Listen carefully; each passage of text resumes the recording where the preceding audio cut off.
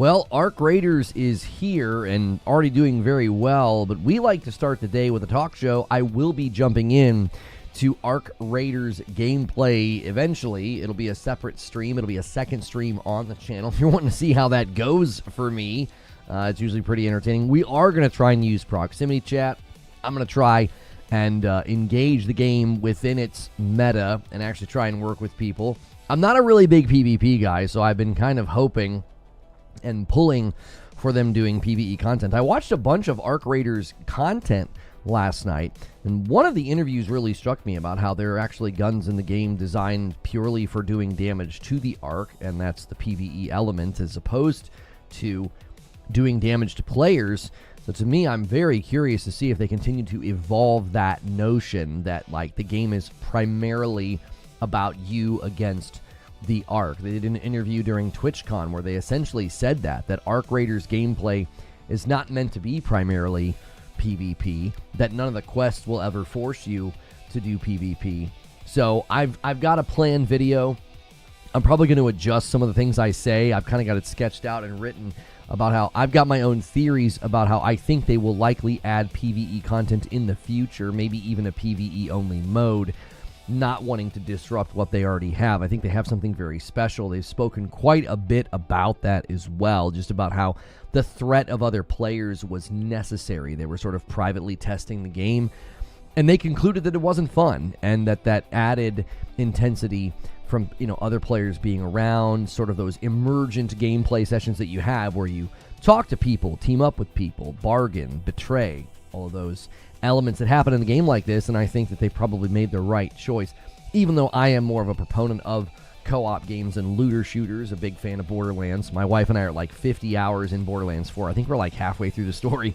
But, you know, I understand why they made the choice that they made, but I think there's also some pretty heavy signals, or some pretty heavy, I would call it like static in the signal. Like, there's a lot of little things they're saying and doing that I think shows Arc Raiders gameplay could in the future have some sort of a PvE element. But we always start the day with a talk show. We always start the day in morning coffee, which is the opportunity for members to submit questions. We just kind of chill. It's a very relaxed vibe. It's not like the official show has begun. We'll do a second show today where I will jump into gameplay.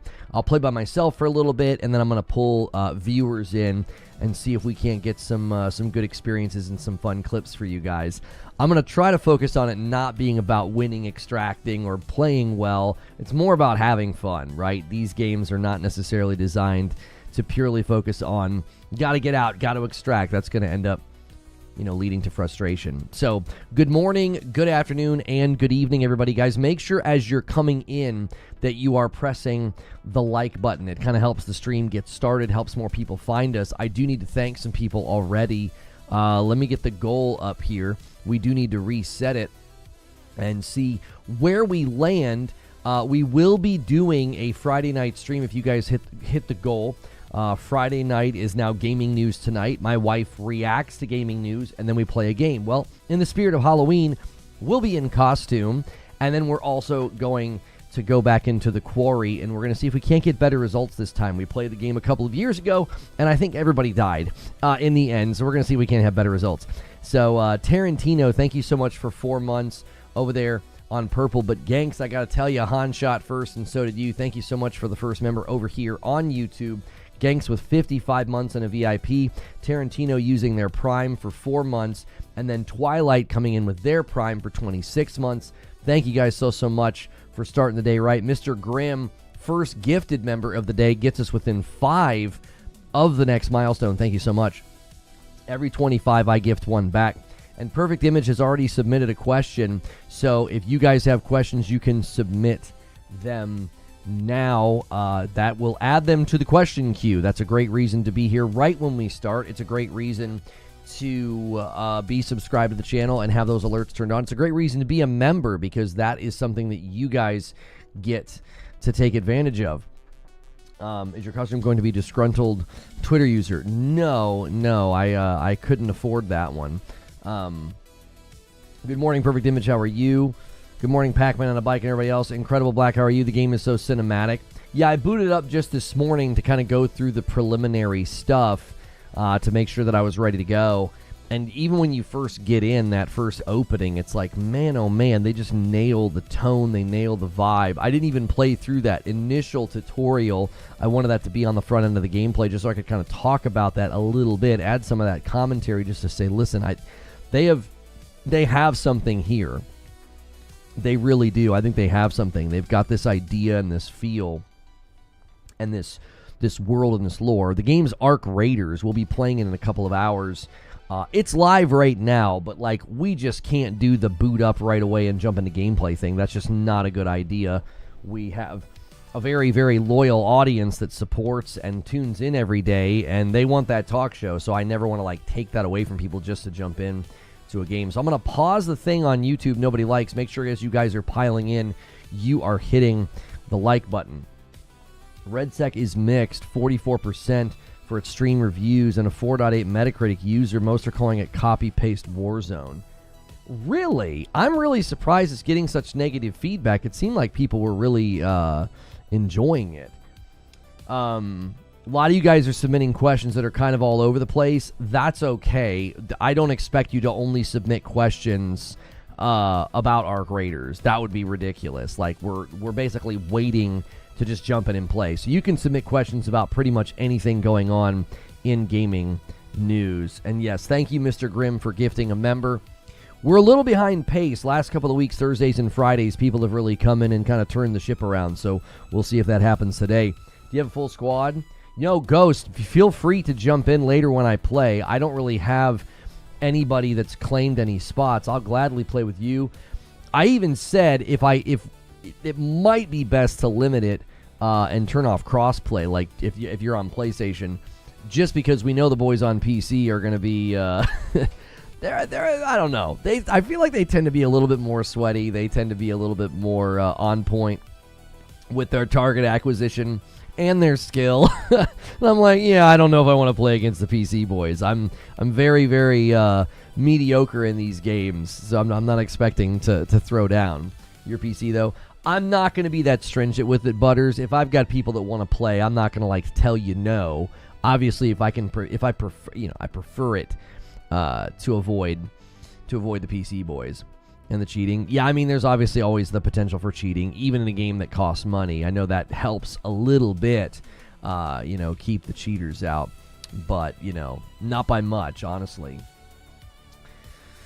A good chunk of the negative Steam reviews are folks complaining about some of the weekly Battle Pass challenges being locked to the BR mode. Yeah, I saw that. So, wait, I guess that's a fair complaint. It's just weird that they're reviewing it there. The mouse flicking, 3 peeking is OP. Yeah, you're gonna go against the aim trainers. Oh, we're gonna have to play against people that aim train. They're like, it's like, no, thank you. I'm good. I am good. I helped the guy extract, and in return, he shot me while I was pressing the elevator control button. Yeah, that is the one thing that, like, that'll sour the experience pretty quickly. Like, if you want to fight or you want to do something funny or you want to do betrayals, sure, but the whole meta of like getting to the end, getting to the elevator, and then having somebody kill you and then you get nothing, like, yeah, that's the kind of stuff that makes me say, yeah, I'm good. I'll go play something else. I'll go play Ball Pit. I'll go play, something in my backlog, or I'll play Borderlands with my wife. That's your fault for helping? I don't agree. I think the meta of working together is actually cool, and I hope that it grows. I know you were saying in the Discord that you think in a matter of like a week or so, the PvP meta will settle. I don't think I agree with that. I think the community is showing already that, they're going to treat this game a little bit differently, especially if there's larger and bigger and harder to do PvE stuff. Oh, you think 3 weeks? I just don't think so. I mean, I know people tend to get bored and then they sort of cannibalize a game like this because they're like, well, there's nothing else to do, so I'll just go in and grief the extract points, or I'll just go in and, shoot anybody trying to do the PvE content.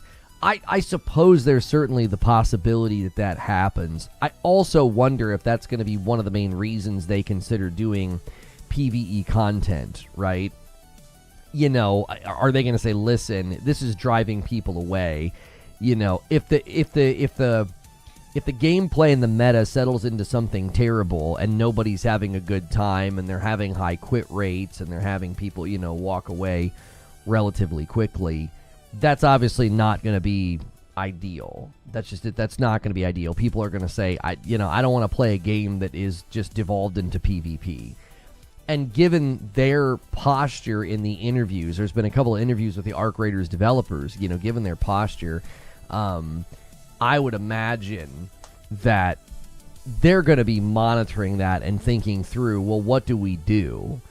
If they're doing interviews and they're saying, like, the main threat is not meant to be players, it's meant to be Arc, and they say that, like, the lore of the game, it doesn't make much sense to encourage people just to go up and fight. Like, that's not the lore of the game. That's not the fantasy of the game is not go up and kill people.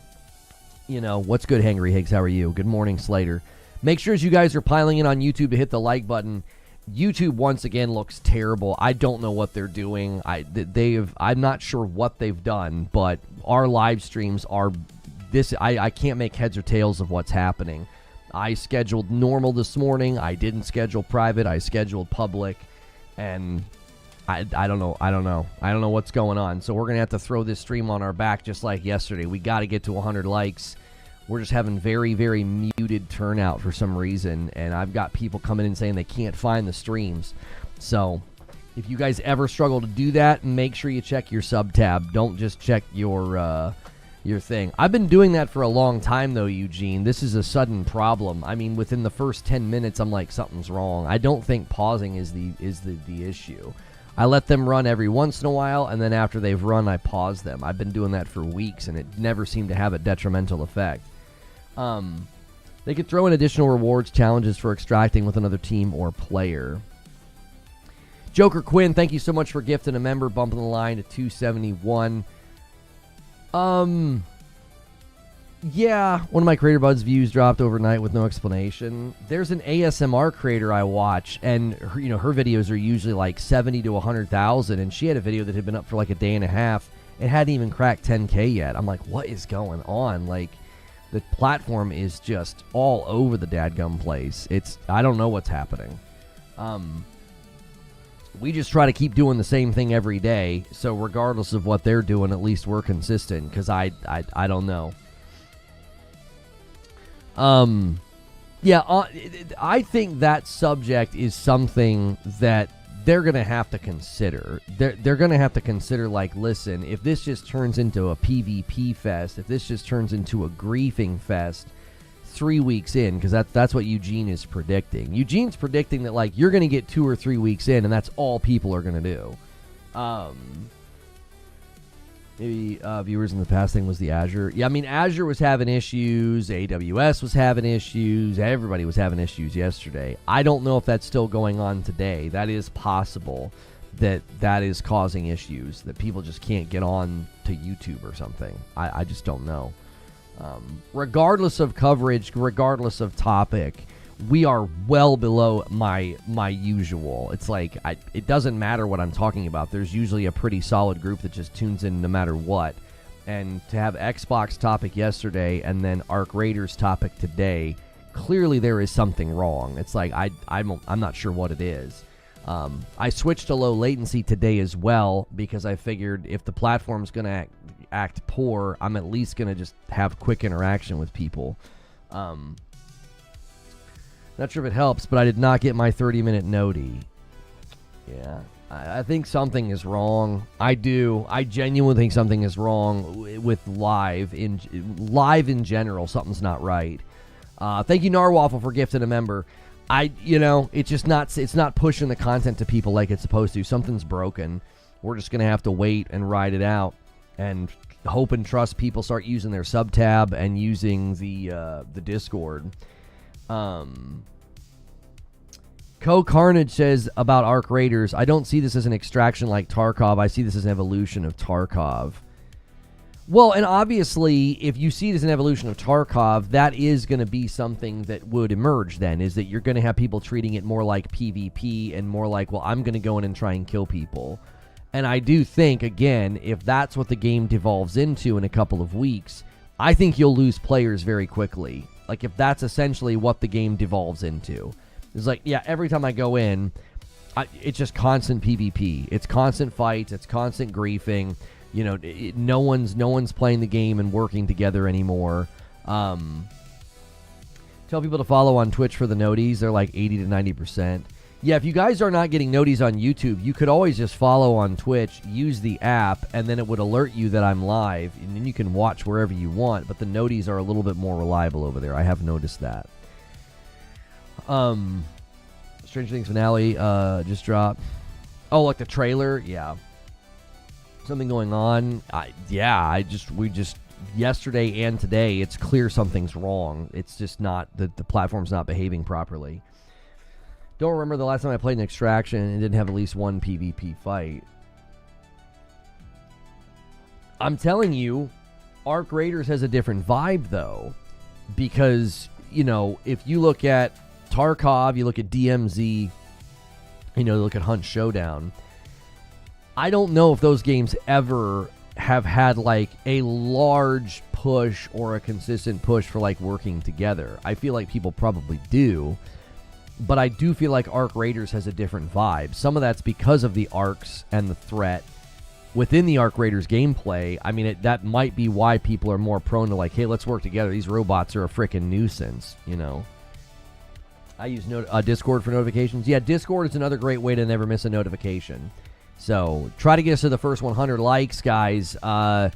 Sometimes we've been able to kind of rub the defib paddles together and get things going. The best is baiting bots to a group of people. Yeah, they literally show that in the one trailer. They like throw like a rubber duck at the group, and then like the bots come running. They need to up the threat from arcs and make it essential to leveling to force players to cooperate if they want to progress. I just think the evolution of the game is going to be interesting to watch.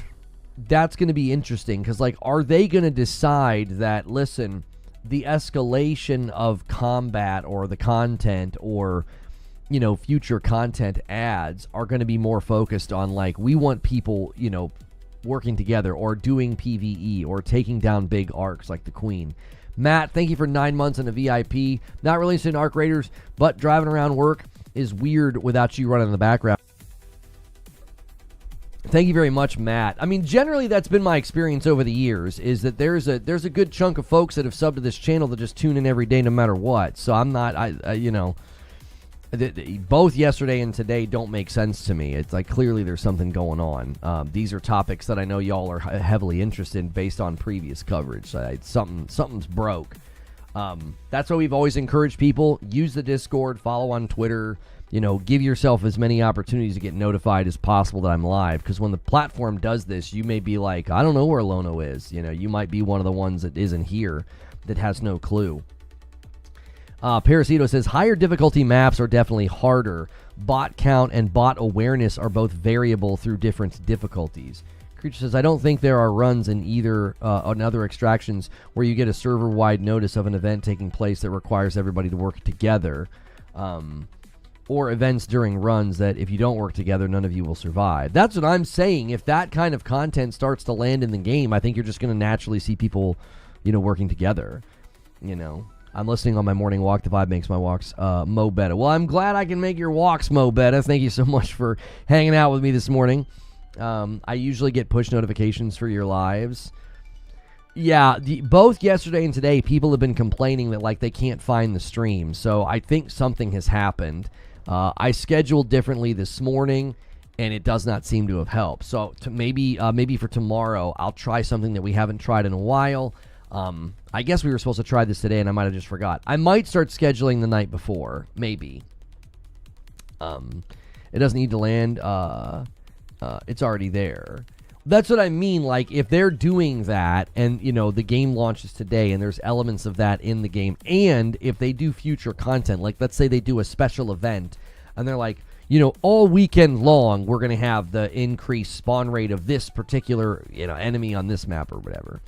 And if they do that, again, I feel like the emergence from that would be that the users would say, hey, let's work together on this. This is why the people that are going to grief and shoot you in the back once the event's over or once the enemy's down, that's going to be, I think, the primary concern, is that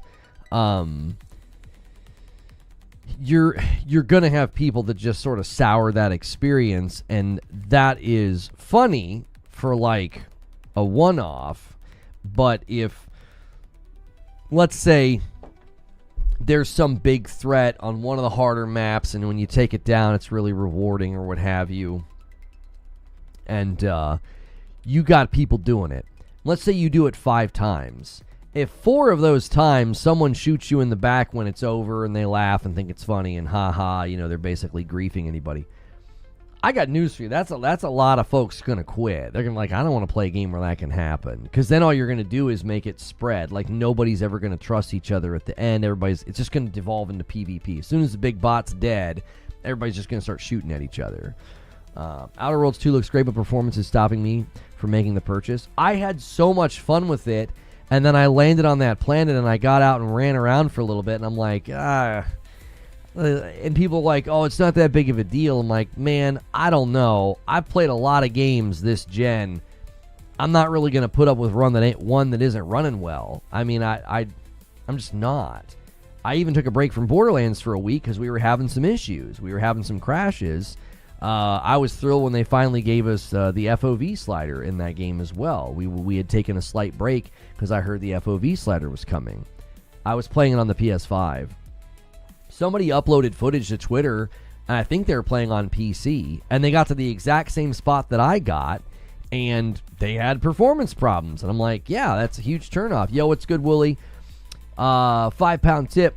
Just out with my little lady currently, brother. Today is a good day. Arc Raiders has me so hyped. Possible game of the year. I don't think it's in the running for game of the year, Wooly. There are some odd predictions going around about game of the year. I've got people saying, Arc Raiders. We got people saying, Kirby Air Riders. We got people saying all kinds of things. I'm like, listen, y'all, it's Expedition 33's year. Nothing else stands a chance. I'm kind of in Eugene's camp, says Fuzzy. The Helldivers roleplay was born maybe? Born for the ridiculous PvE elements, the orders, the news broadcasts, etc. Arc Raiders might start off like that, but relying on other players to keep that up is worrisome. You put respect on Kirby's name. Expedition 33 sure going to win. Yeah. I think Arc Raiders is special. Right? No, he wasn't saying boring. He was saying the roleplay was born for the ridiculous stuff. He's saying, like, the way that you play Helldivers is sort of linked to the lore and everything. Again, I'm coming at this from the developer's perspective. Think like the developer. Let's imagine that you guys are right, and that 3 weeks in, everybody's playing Arc Raiders and just PvPing the minute they're in there. They jump in, they hear gunfire, they run to it, and they shoot the people in the back. Right? That's a thing. That's a thing that's going to happen, okay? Then you're going to have quit ratios that increase. Because if that's all that happens, if you have a couple of weeks that's fun and people are working together, and then all of a sudden it just evolves into PvP, I'm telling you, people are going to quit. They're going to be like, I don't want to play a PvP game. I wanted to play a game that might have some PvP in it, but if it just becomes team deathmatch with robots around, I'm not, you'll lose players, okay? The question would be, how do the devs respond at that point? Because they don't seem to want the game to be that. They've made it very clear that, like, the primary threat's not to be PvP. Within the lore of the game, it wouldn't make sense if that's what your main goal was. If your main goal is go to the surface and kill everybody, right? They've said that that shouldn't be the goal. That's not in line with the lore. That's not in line with the fantasy of the game. So the question would be, would they feel at that moment in time they would need to make some kind of a change? They would need to adjust. There's missions in story 2. And they said in that interview at TwitchCon, they're never going to force you to do PvP for a mission or a quest. PvP is never going to be forced. Now, obviously, somebody can force it on you because, like, you don't have a choice, right? They're chasing you and shooting you. But the developers don't seem to want that to be, you know, the results. So I would really, really wonder if they would opt to put some kind of content in the game, PvE or otherwise, to give people a safe haven from that nonsense. And again, this is a danger. This is always a danger with a game like this, is the greatest threat to a game quickly dying is the players. They are always the greatest threat to your game quickly dying.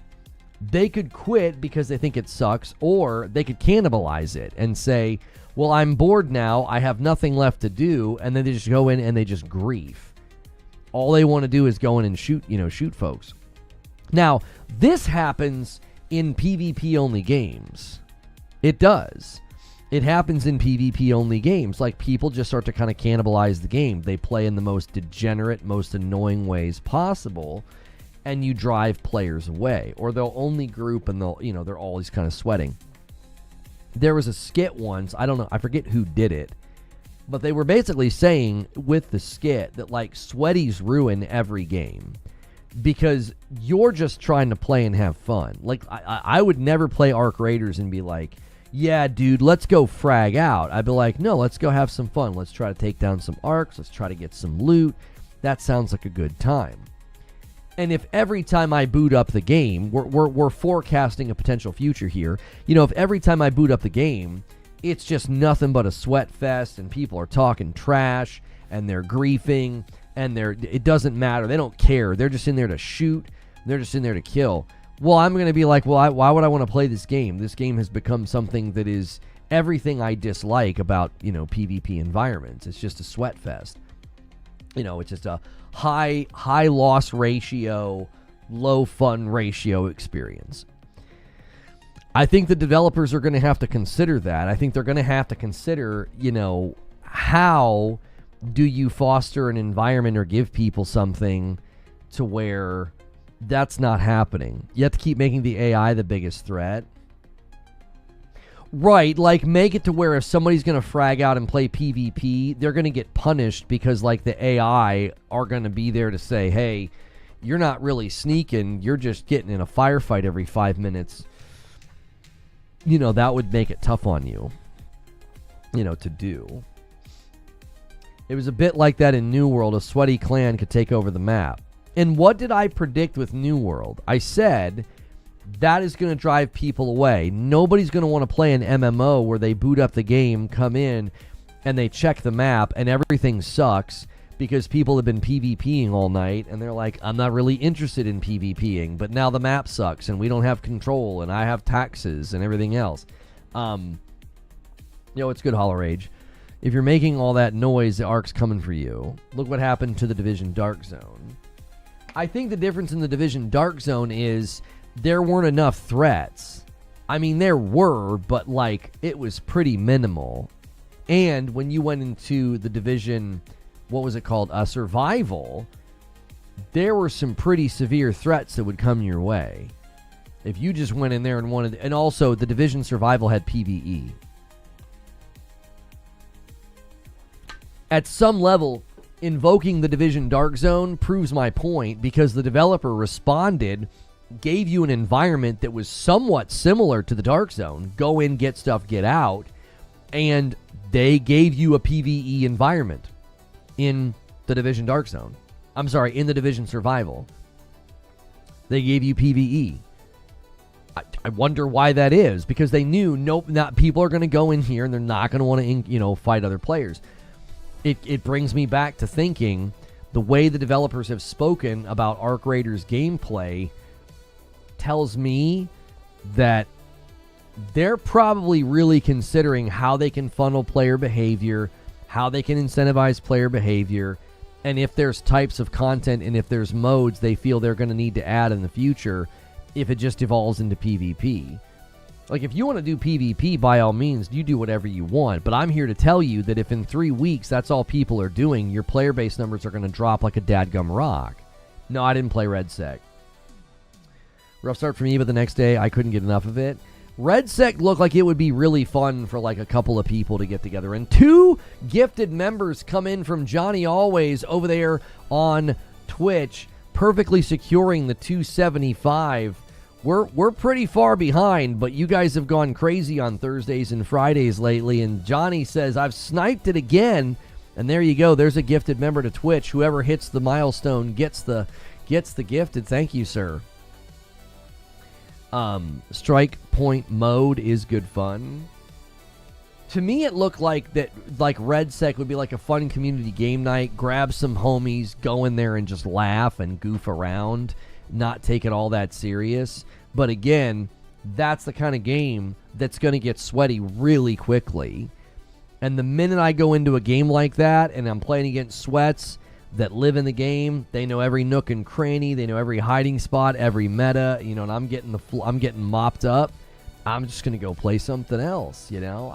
People are like, you get good, scrub. And I'm like, I am a scrub and don't want to get good. That's not my goal with a game like this. My goal is to just laugh and have a good time. Like, this is not me going to the gym and trying to, like, increase what I can bench, you know. I'm just trying to laugh. I'm just trying to have a good time.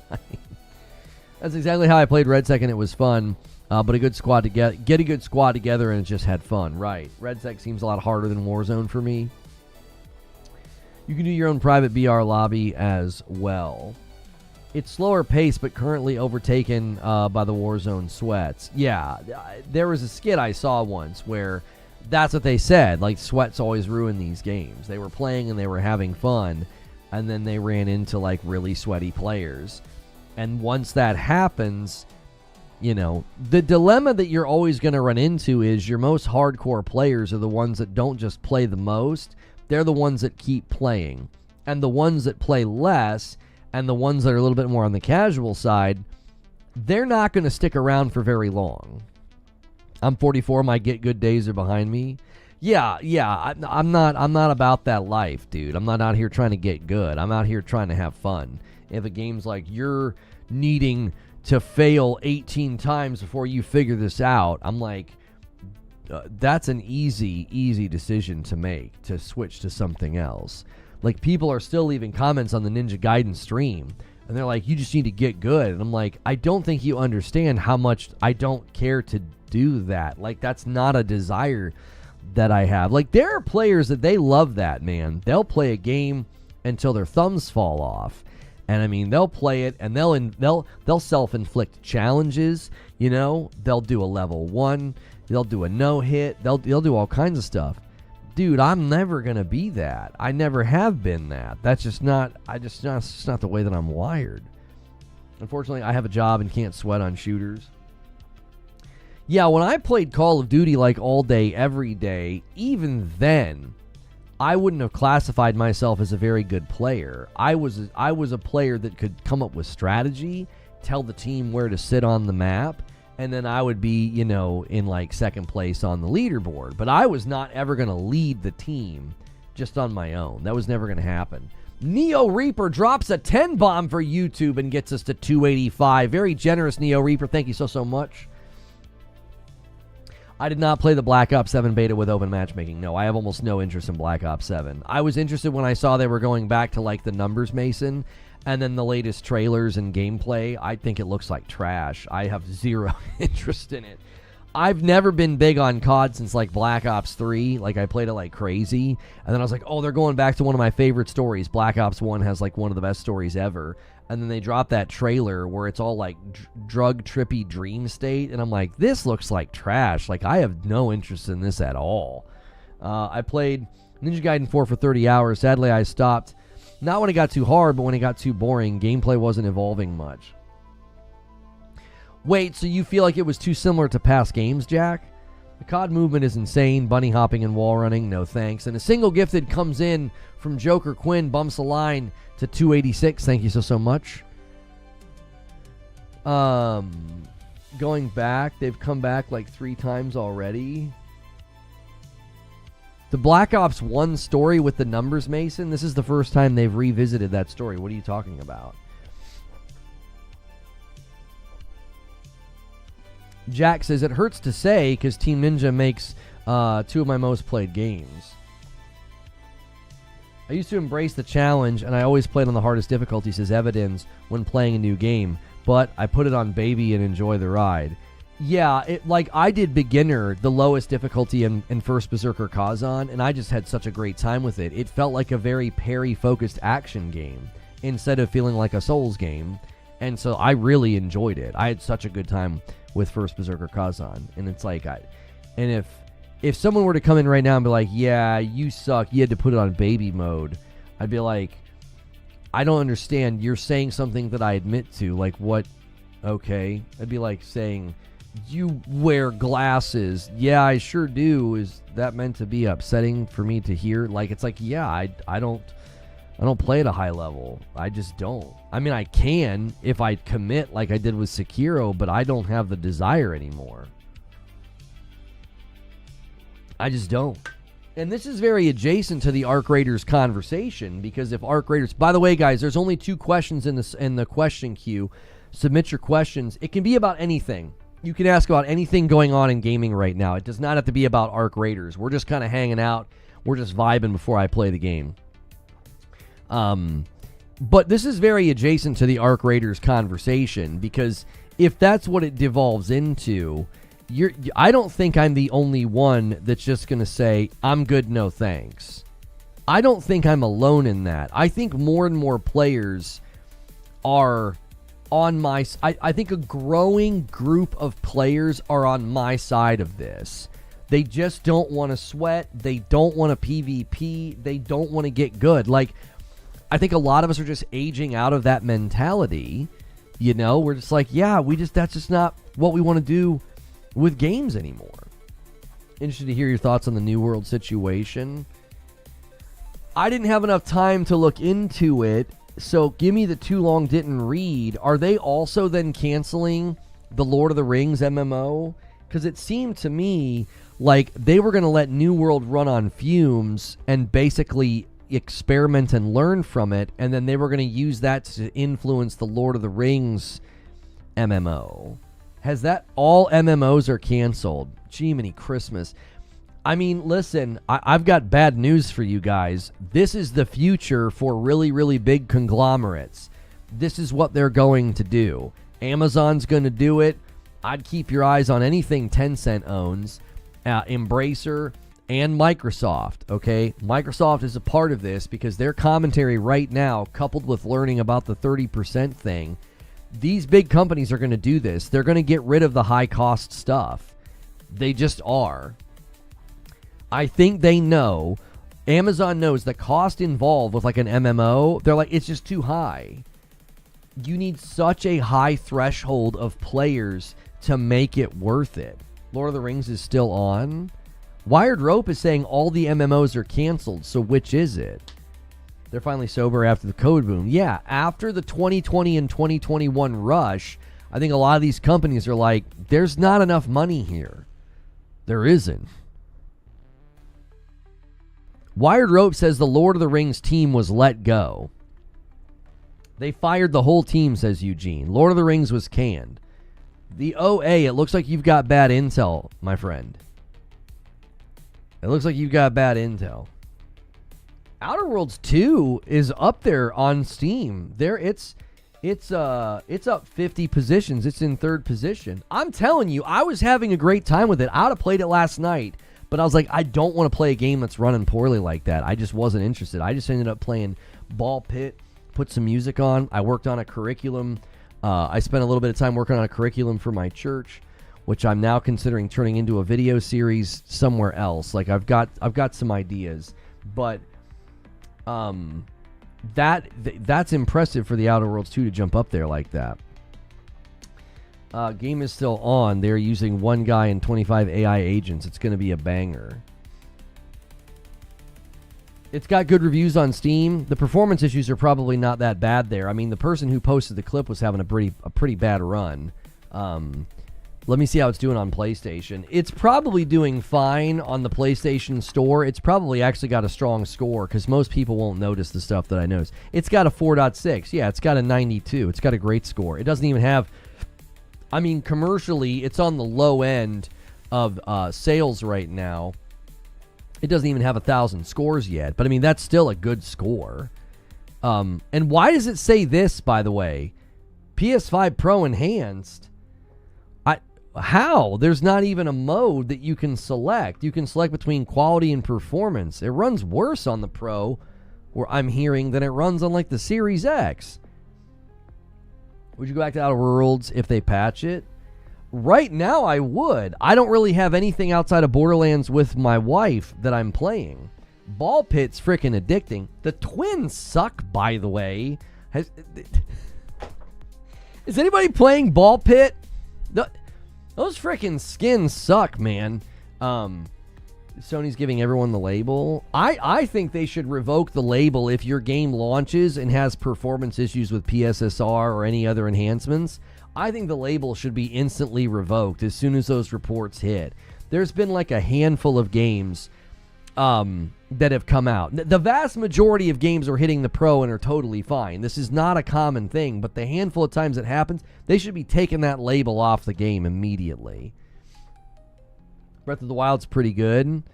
Eugene, you are in for such a wonderful experience. Breath of the Wild is just magnificent, and being able to play it at a higher res and 60 FPS, what a great way to play that game. You know? Did you finish Yote? Yes, 63 hours rolled credits. I didn't have any other side quests on the map, so I suppose I could have walked around towns and talked to people, or open fields and talked to people, but I didn't have anything left to do. As far as I could tell, I did every bounty that I had. I did the Takizo thing up on the mountain. Like, I didn't have anything left to do. Having 2 hitboxes sucks. Yeah, playing as the twins in Ball Pit, they frickin' suck. Like, because of the half damage that they do, they're really ineffective. I have learned that you have to, like, go to the side and aim sideways, and, like, you double your shot, like it bounces off the wall. Like, that did help. But then I got to the one boss, yeah, and I had, like, this huge hitbox. I beat the first level with all of my current characters. I think I've unlocked like 6 or 7 characters or something like that. I was having a very hard time winning with them because like they just, their shots are so weak. Their shots are very, very weak. Guys, we have 3 questions in the question queue. I'm going to open up chat to the public here in about 15 minutes. So get your questions submitted. Members, can be about anything going on in gaming. Subaru says, are the bosses in Borderlands supposed to take like 20 minutes, or am I just bad at the game? I don't die. I just have to keep shooting them and shooting them. It depends on the boss, Zoob. Did you go down into a vault?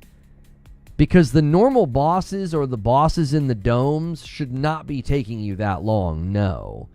If you went down into the vault, that fight takes a while. It's supposed to. It's basically a raid boss. If you're just fighting like a main quest, oh, the vault, yeah, that's supposed to take a long time. Yeah, that's how that's supposed to go. There's like phases to the fight. There's mechanics in the room. A lot of the mechanics wouldn't make any sense if you could just melt the boss down. Now, I'm sure there will be people that come out with like endgame builds that melt these bosses, but that one does take a little while. If you're consistently pulling the crit spots open on the first one, the one that like jumps on the ceiling and stuff, that one you can kill him a little bit faster, but you've got to be you've got to be grappling the parts of his body off, and then the crit spots appear. I agree with the earlier statement that Arc Raiders is the evolution of Tarkov. Thank you, Parasito, for submitting a question. We got 4 questions in the queue. Thank you, guys. No, I didn't platinum Yote. I don't platinum games. That's never been a thing that I've cared about. I don't know if it ever will be. I just don't care to. Some of the platinums in games are like kill 18 horses with a bow at 9 o'clock in this field, and I'm like, no, I'm not doing that. So it's never been a desire of mine. When the little trophies pop up, like I'm like, oh cool, I got a trophy, but You're trying to think of a question? It can be about anything going on in gaming. You do not have to limit your question to Arc Raiders. It does not. Anything going on.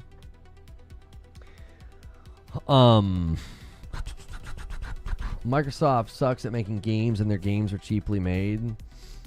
That's why the Pro mode's horrible. I don't think that's why the Pro mode's horrible. I think the Pro mode is bad. It's not even a Pro mode, by the way. You can't select Pro mode.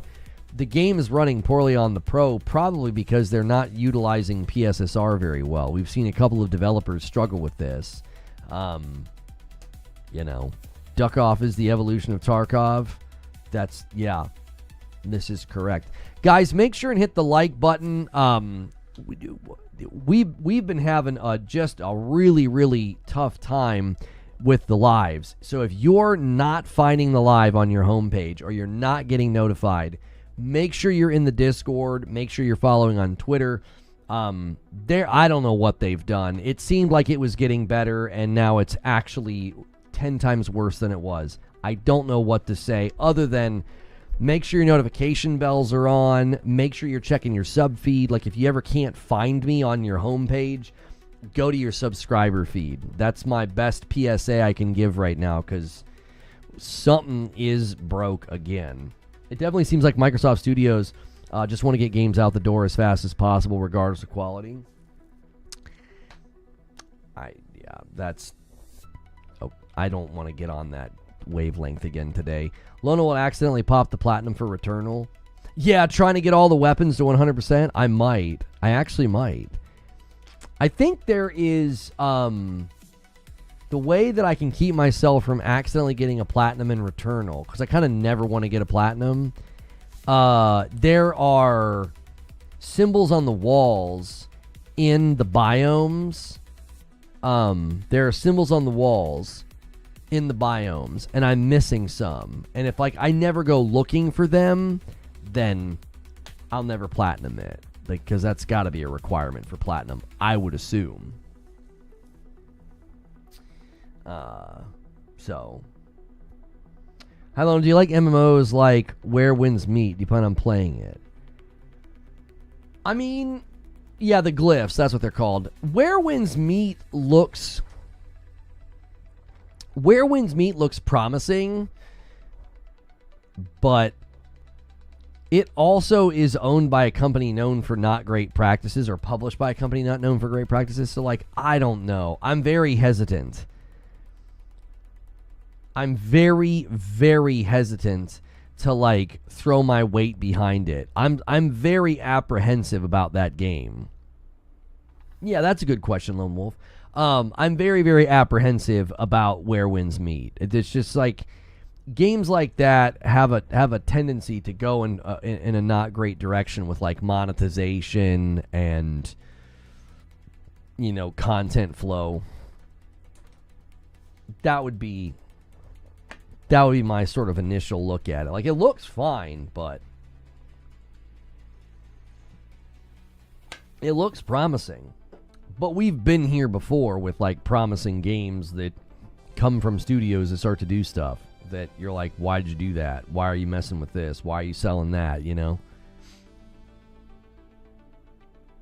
Arc Raider could put a ping handshake to signal that you're willing to cooperate when finding another player, and if you shoot them after you get a flag, like a beware potential traitor. That way, if you grief the game, it points you're there the moment that someone gets close to you. You lose nothing by griefing, but other players will be aware. I mean, they certainly could implement some type of a handshake in the game, where if you do the handshake and then someone betrays you, they could get marked or something. Or again, like you're saying, there could be a warning. Yo, it's good, Melrose Mike. Make sure you guys are hitting the like button. Try to get us to 200 likes. Try to check your renewals, check your primes, check all your things. Yeah, some kind of a system that warns this is a person that griefs. I think the issue that you would run into is that's not really within the lore of the game, though. You know what I mean? In The Division, you had a narrator, could be an agent on your team has gone rogue, or some other team starts shooting at you or whatever, and it's they want to fight or whatever. In this, And then there'd be like a bounty on your head. In this, I don't know if that would fit within the lore, unless you feel like there's some kind of an alert system that would mark the player as not trustworthy or something. Lore and Arc Raiders is we're all on the same team. Right, but is there some sort of technology in the game that would justify the game telling you someone's not trustworthy? Like, it seems like we're kind of scrounging and we're very tech light. I mean, I guess there is a lot of tech in the game that, you know, people are utilizing, but, you know, I'm curious if that is there's a voice that points you when you're doing missions. You're gonna play this? I played the beta. I know there were some folks on Twitter whose life involves daily lies about me, and they said I had not played Arc Raiders, and yet I was talking about it, and I was like, I actually played the beta like a bunch. We have like a bunch of time in it, both on stream and off. So I don't know. That I think people are continuing to buy into idiocy about me. It's like, I played the beta. I talked about it a lot. I literally streamed myself playing the beta. I did not play the server slam. It was an inconvenient weekend for me to try to play the server slam, but yeah, I played the beta. We streamed it. I played with Wooly. I played with Hilly.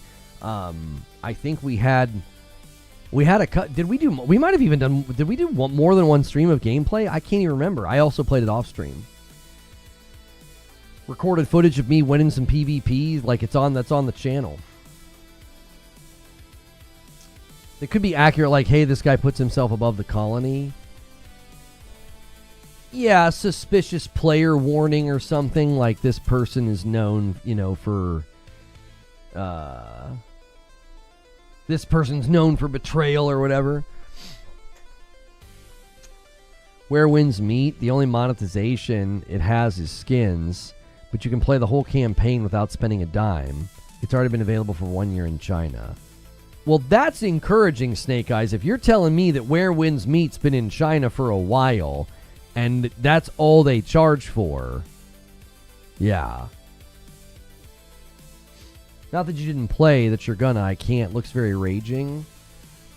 There are certainly times that this game is probably going to tilt people. The reason that I'm inclined to try it out is I've seen lots of clips of people working together. The developers have really said, like, PvE is a big focus. The primary threat's not really meant to be other players. I'm also kind of hoping that Battlefield and the Battle Royale are, a Red Sec or whatever. I hope they're kind of soaking up all the PvP boys, all the sweaties, so Arc Raiders maybe has less of them in it. I watched that interview, Wooly. It was a really good interview. He really just talked about how they did not want to make something that was already in the market. That's not something they wanted to do, which I thought was a good. The other thing that was interesting is they spoke about a weapon that isn't really meant to be used against people. It's meant to be used against the Arc. And I thought, that's interesting. It seems like you guys are still really invested in the PvE elements. Like, I don't know, it's a very, very juxtaposed game where it's extraction. There is the threat of other players, but there is a heavy emphasis on PvE, which really makes me come back to the PvE could get added later. I keep coming back to that, I really think there's the possibility that they decide to do that. Whether it's a bespoke thing, like an environment that you go into where that's the goal, is just to take down something huge. And hang on, what did I say yesterday? Yeah.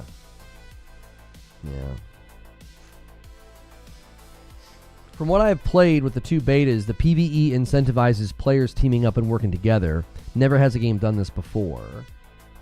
This is where it would be really cool if they did institute some kind of a truce system where if on the battlefield you agree to a truce they become a part of your group, and now you can't damage each other. Does that make sense? Like, I would like that. Now, obviously, that would be something very different than like, hey, let's work together, and then you want to betray them later on. Like, if people are like, but what if you want to betray? What if you want to betray or whatever? I don't know. You could create a currency that you have to earn called false truce, and you could go into a truce and it's fake and the other person doesn't know it or something, like some kind of a spy system to where you'd be like, yeah, every once in a while you might get betrayed. And that would be cool. But it would also be cool to be like, hey, let's just work together, and then you enter this truce, and then they can't damage you or whatever. Or at least put some kind of a cooldown. Like, hey, we're going to work on this thing together. There's a big boss over there. All right, let's do it. Let's truce it up. And you go over and you fight him, and you're like, all right, now it's time to leave. And then you leave just fine. But if you keep playing or you stay in there longer, like, there's a risk that you're taking to where, well, they might be able to kill you. But, like, there's just something to me about the idea of a group of people working together to take down some big robot, and then some dude next to you is like, wants your loot and just shoots you in the back and takes your stuff. I'm telling you, I feel like that's going to actively work against people wanting to play. Think of it from this perspective. High-level cooperative PvE content, the people that like that kind of content, they're not going to vibe with betrayal. Like that, they're not going to like that. You have to understand the type of content that you're describing appeals to a type of player that ain't going to be down with getting shot in the back and losing all their stuff. Conversely, I don't really feel like PvP players are really going to be motivated to be like, oh man, yeah, let's go spend 20 minutes killing a robot together. Their goal is going to be betrayal. Their goal is going to be, to shoot the person that they're working with or whatever. There's no point betraying if you're fully looted because the backpack space is limited. A guy wanted me to lead, after agreeing to work together, but I said to him, I'm fully looted already, so there's no need to betray him. So he leads, I cover, and we extract together. I mean, I guess that's true. Like, you would expect people maybe to then only do it if they're wanting to grieve, right? What you're describing right now is a game fighting its genre identity and players doing the same. Well, I don't think it's fighting its genre, Eugene. I think they're charting new territory. The developer literally said in his interview with Chris String they did not want to create something that was already in the market. So I think they would kind of bristle at the idea that, like, you're telling them, yeah, you're working against your genre.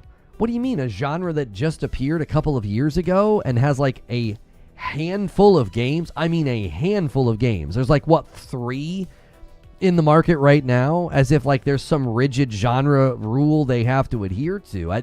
This is not like this isn't like a fighting game that's been around since Street Fighter or something where there are basic expectations of game flow. This is a game genre that is, I think, evolving over time. Like, it just landed in the market within the last like 5 years or whatever. I don't think there's a ton of these that they have to abide by some kind of a rule set. What's good, Brap? Giving players the ability to kill each other and then expecting them to not is kind of insane to me. Isn't that the entirety of the appeal? That you don't know what's going to happen? It's a social experiment. Isn't that part of the intoxication? If it's just PvP, then there's no mystery. There's no mystique. You just go in and slay. Like that, you can play games like that on every corner of the internet. You can play a game where you go in and the goal is shoot the other person. Like that, we've been playing those games since Rise of the Triad. Like, that's not a new thing. Like, that's what makes a game like this intoxicating, is that, like, you don't know what's going to happen. You don't have to fight if you don't want to. A 5-bomb comes in from Rissick over here on YouTube. Thank you so much, getting us a 291. Next milestone's 300. Thank you, Rissick. But now players are going to be upset if they're killed and betrayed and stop playing. Yeah, they are. Because they made a game They literally made a game, according to their own verbiage and conversations about this, they made a game that appeals to PvE players. Yes, they have to consider that. And Wire Rope comes in with the 5 bomb. We're getting hit from both sides right now. 296 on the total. Thank you so much, Wired Rope. Yeah, they've made a game that appeals to PvE players. As a developer, I'm telling you, they got to think about this. They have to think about this. If you have massive player drop-off in 3 weeks because it turns into a PvP sweat box and that's all anybody wants to do, they're going to have to consider that. Player behavior is like water. We know this. It can be so destructive because it's going to take path of least resistance. It can be absolutely detrimental to the life of your game. Gambit Zero comes in with a 5 bomb and secures the next milestone for YouTube. Thank you very, very much, Gambit Zero. And Risick with a single on YouTube bumps the line to 302. Let me open the chat. We're an hour in. Let me open the chat to everybody, and then we'll start going through your questions. So, guys, get your questions submitted.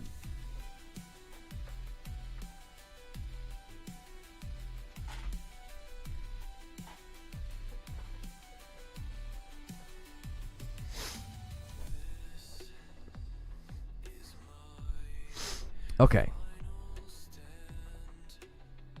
It's an extraction shooter. We are told about the switch purely from PvE. To expect everyone to be friendly is foolish at best.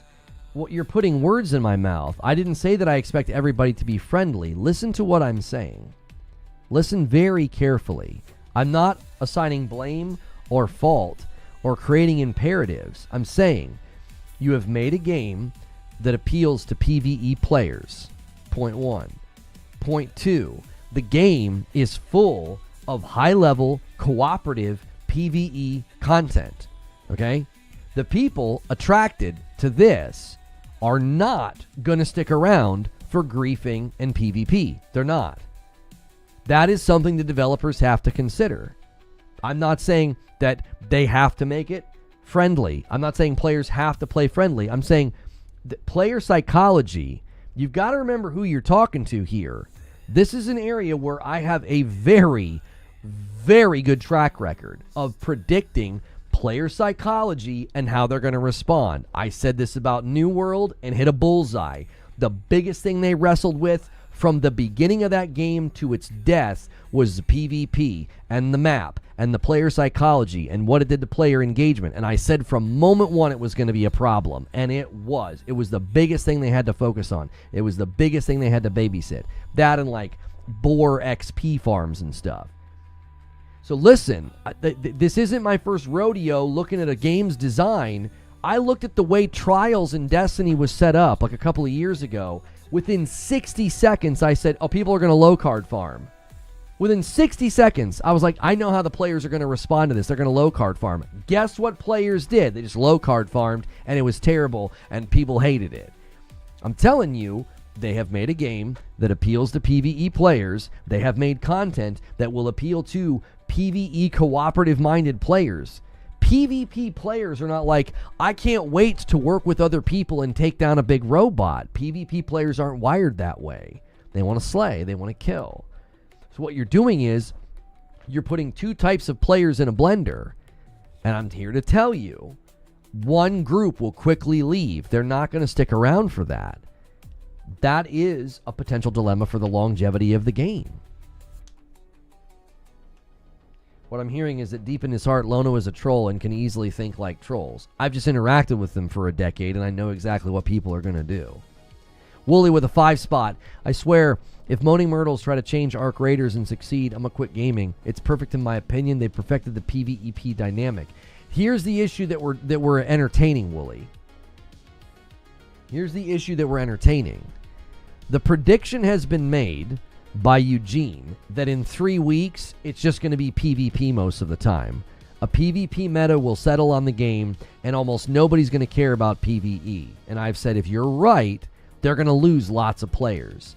because nobody wants to just play this game like it's another PvP game. Even the developers themselves have said they didn't want to make something that was already in the market. They don't think that the lore of the game supports just going up and fragging out. Like, that's not what the game is supposed to be about. So what I'm saying is, if he's correct and the PvP meta settles and 80% of your games are nothing but PvP and everybody's just wanting to grief and shoot and fight, you'll drive folks away from the game that the game appeals to. It's literally designed and appeal to appeal to PvE players.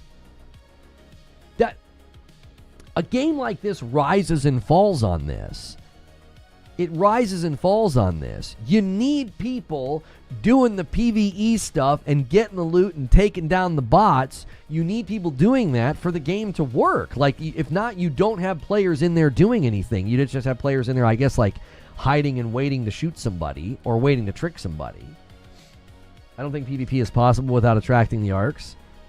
That's what somebody said, Wooly. I think you're making a good point. Is that if you go into the harder environments, PvP will be strongly discouraged because the arcs are going to come for you. They're going to wreck your face. You're not going to want to just be in there fragging out. You're going to want to be careful. You're going to want to be quiet. You're going to want to be collaborative.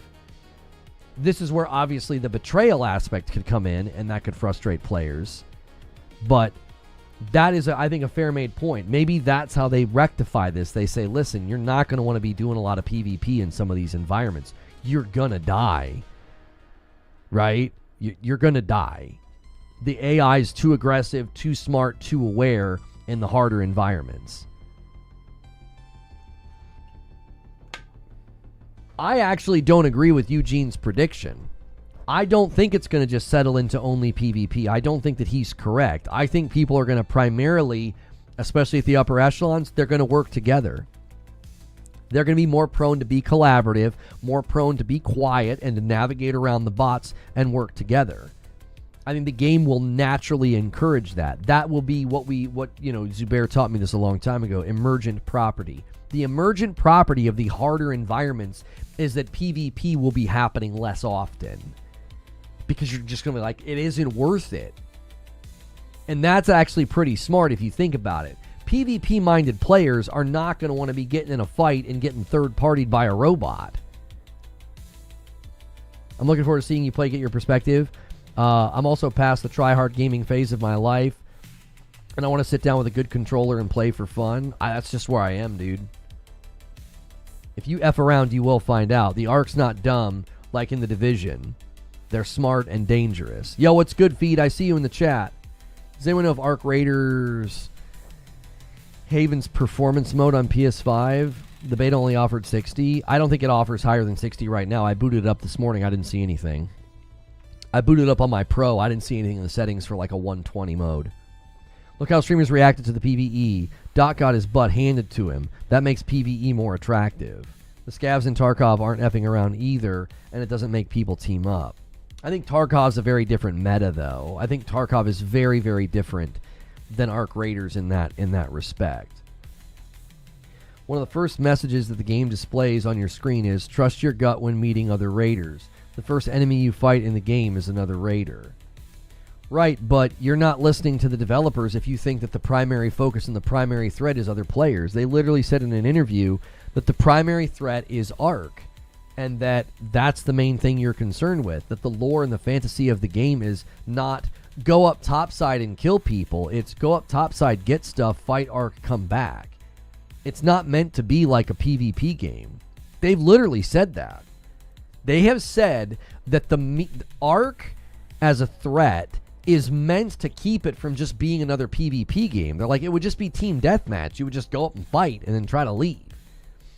The Arc were trained with thousands of hours of AI. Yeah, the Arc, have you seen the video on how they train these things? It's really, really cool how they trained them to be so smart. They basically put the Arc bots in environments where they're constantly like tripping and falling. They've trained it over and over and over again. That's why they're so dadgum annoying, because they know exactly what to do. They can get up to where you are. They can follow you. They can sort of react to your movement in a way that AI typically doesn't. Usually aggro patterns in games like this, usually aggro patterns in games like this can be very, easy to manipulate. Thank you for not being this, Lono. Your content's always so crisp and perfect to hear on a tough work day, and not disabling anything deserves appreciation. What do you mean not disabling anything? What are you talking about, MTO? If you can team up, you can get so much loot and everyone can be happy, but many just like to watch the world burn. Yeah, obviously you got to watch out for the betrayers and the griefers, you know. Would I find this training on YouTube? There's a video about it, Zubair. Yeah, there's a video. Somebody can give Zubair the link in the Discord. I watched it. It was really cool. I don't know if it's like tons of info, but they show like brief clips and they talk about it. If you guys have not hit the like button yet, quickly do that. Also, the member count. Try to smash that member count out of the ballpark. We're going to need that today and tomorrow if we're going to hit the goal. We're actually on pace now. We needed to walk in today at 300, so we're kind of on pace. We need to end today at 400. If you guys want, the Friday night segment with Madam is going to be in costume. We are going to go back into the quarry, okay? He disabled options in the chat for people to comment with moral support. What? Thank you for doing any of that. That's why I'm a 2+ year subscriber. Yeah, I mean, I don't. If a streamer feels like they need to do that, I mean, I don't really have any commentary on how other people run their channels. We do we do members only for the first hour because that we're trying to replicate morning coffee is what we're trying to do. So try to get us to 200 likes, though. The like count's barely moving. YouTube has done something again. We are once again having to just push as hard as we can to get a stream into a good place. I don't know what they're doing. So if you're here, you're one of the lucky ones. There's a bunch of people right now that have no clue that I'm live. They'll probably come in later, or they'll pop in the Discord and say it. So, yeah. Let me pull up the first question. Here we go. Perfect Image says, might be a silly question, but since Xbox adds Steam software, would it mean no more Xbox ports? Yeah, I've spoken about this very briefly. I mean, there was no dev kit for the Xbox ROG Ally X. There was no dev kit for it because it's just a handheld PC. It's very likely that the future thing they're building won't have a dev kit. It won't really need one. It'll be a pre-built PC. They could send spec sheets to people. I don't know. It's just going to be a PC. So, there's not really going to be a need for a dev kit, which at some level could be good because it could help developers only focus on, PC and PlayStation or PC and Nintendo. It could shrink down your development focus. So, I want to throw this out there. New streams start at 6 a.m. my time, so I stroll in around 7. I mean, we are starting earlier than we used to because we used to do morning coffee at 9. I don't know. There's something to be said for stronger starting numbers later in the morning. I've said that for a while. I think one of the dilemmas is when we start that early, so few people are here, and YouTube could interpret that kind of negatively. That's why we kind of switched. We were doing morning coffee, and then we were going live at 10. I'll be honest with you, it wasn't making a big difference, and it wasn't really changing anything. I don't think the issue right now is when we start. I think the issue is YouTube has crushed live streams, and we can't figure out why. So that's why I just keep trying to put the word out. Make sure your noties are turned on. Make sure you're in the Discord, because we had bunches of people coming in yesterday saying they couldn't find a stream. So you got to protect yourself you got to protect yourself from that. When they make those changes, you'll never miss a show if you're in the Discord or if you check your sub feed. YouTube's always going to be tinkering with stuff. That's a constant on the platform. If you never want to miss a show, you got to make those adjustments or you will miss shows. I would not be shocked at all today if we hear from people that are like, yeah, I didn't know you were streaming. That happens regularly. One thing I thought about PC is it lets you fiddle with a ton of settings for your games. It's very granular. But console options are usually limited to a few modes. Not very console-like on PC. Yeah, I mean, I don't know about that, Zoob. Like, are they going to let people mess with settings? Are they going to deliver like, if you're loading up a version of a game on Steam, for example, if I load it up right now, my 5070 Ti rig, like, I can go in and fiddle with pretty much everything. You're going to buy this Xbox in 2 years. Is it going to let you do that? Because you're just loading up a game in Steam, right? I don't know. If it lets you go in and fiddle with settings, because it's the Steam version of the game, unless they're going to have like unless they're going to have like modified versions or something. I don't know. When does Arc Raiders go live? It's live right now. I don't like jumping right into gameplay because I like to have a talk show with people.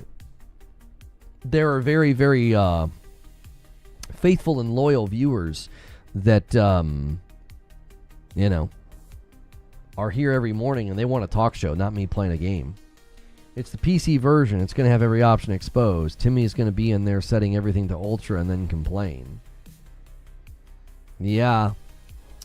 Who needs alerts when you've been conditioned to be a Reforge lapdog for 10 years? Thank you so much, Nova. 47 months on Member Plus. Thank you so much. Ever thought about doing ads from sponsorships? The only ones I get right now are not ones that I would do. Like, there are companies that reach out right now. I would never endorse their products. Like, there's been a couple that are like, they sell currency in games, or they'll grind, or they'll level your character or something, and then we get the Raid Shadow Legends. Like, there's been a handful of companies that reached out, and it's like, I'm not going to promote your product. So, that's not something you go and look for. That's something that comes to you. That has nothing to do with what we're talking about, by the way. Like, YouTube having issues has nothing to do with sponsorships and ads. That's a completely separate thing. What are you going to be doing tomorrow? I have no idea. I don't know. At this point, we'll go stream on Rumble with the way YouTube's treating us. I'm obviously kidding. Andrew says, are you going to speak on Xbox's quarterly financials released yesterday? I don't really cover that kind of stuff. I've never been like, let's look at the finances. Like, I'll reference them. Like when PlayStation was like, we're having the best generation ever. Like, I referenced that in conversation. That's something I'll reference. But I'm never like pulling up the chart and the spreadsheets and stuff and being like, let's look at the numbers. That's just not something that that we do. I'll mention it. Like, obviously, it's probably concerning for Microsoft that not just that the hardware's down. There was their one thing was up year over year by 1%, but then something else was down. I don't know. I'm telling you, it's not looking very bright for anything that they own, for any studio. It's not looking good, because this just keeps coming back to Microsoft, right? This isn't like doom and gloom. Like, Microsoft's making it very clear they have very high expectations, and yeah, the hardware's down double digits. I don't know.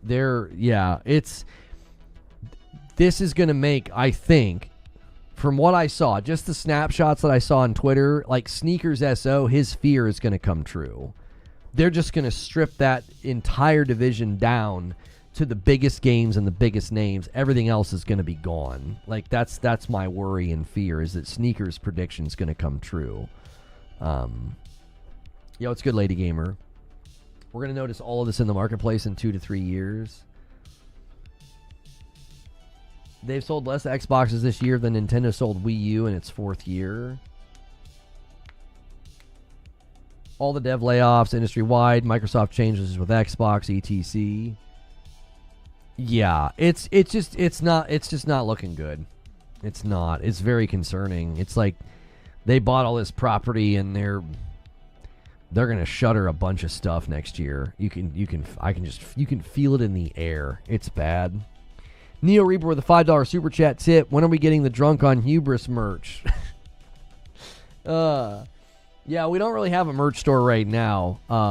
We've got some merch on the in the coffee shop, but yeah, that's been backburnered for a while. We've just had other things to worry about, more important things to worry about. A question here from TJ Love: could you see Marathon slashing the price in 2026? I mean, listen, I don't know if Woolie's here. I saw him being optimistic about Marathon on Twitter. Listen, boys, that game ain't got it. Ain't no way. Ain't no way, man. Marathon ain't got it, boys. It isn't. Like, if we were talking about investments and potential, like, stock, you know, if we were talking about that, brother, I wouldn't be putting a single dime on that game. I just don't see it. There's just no way. There is no way. They've got layers of problems. I think the first and most primary problem they are going to have is ain't nobody, and I mean nobody, going to buy that game in large quantities. No way. Not after what happened. No way. I played the beta. It's the same. Everyone claiming it's so different is a legitimate shill. It's the effing same. Dirge, I've been in this business for a long time. There has not been enough time for tectonic shifts within a game that was an alpha. Like, I can't stress this any harder than I have. Bungie walked out and showcased an alpha. Boys, an alpha. That's how stupid they are. They're so stupid that they think you're so stupid to not see that they showcased an alpha. Who in their right mind would do that? You are Bungie. And you walked out, the whole studio in attendance, and you're like, we're ready to show you what we've been working on. And it was a dadgum alpha. Wake up, boys. Wake up. There's not a game in history that has done something like that. I can't think of a single game. To be fair, Destiny Alpha was better than this. It's one thing to be like, here's our alpha, here's our beta, here, come play it, test it out, blah, blah, blah, like in the runway of your, you know, of your marketing. They did a showcase. Boys, they showcased an alpha. I'll gladly take the L if I'm wrong. Oh, you wrong. You gonna take that L. By the way, Wooly, I got your DM. I don't know where you think I am in life, brother. I don't have time for all that, man. My man sent me a book. I mean, a book. And then like a link to an article, and he's like, here's some light reading on a subject that he and I discussed the other night. If you guys missed it, I was in a Twitter space talking about the Bible with Wooly. You missed it. Y'all missed it. This man sent me a book in a DM. I'm like, what is this War and Peace? It glitched out. I couldn't even see it at one point. It was like there were no words. There were so many things in there. I was like, what is going on here? Anyways.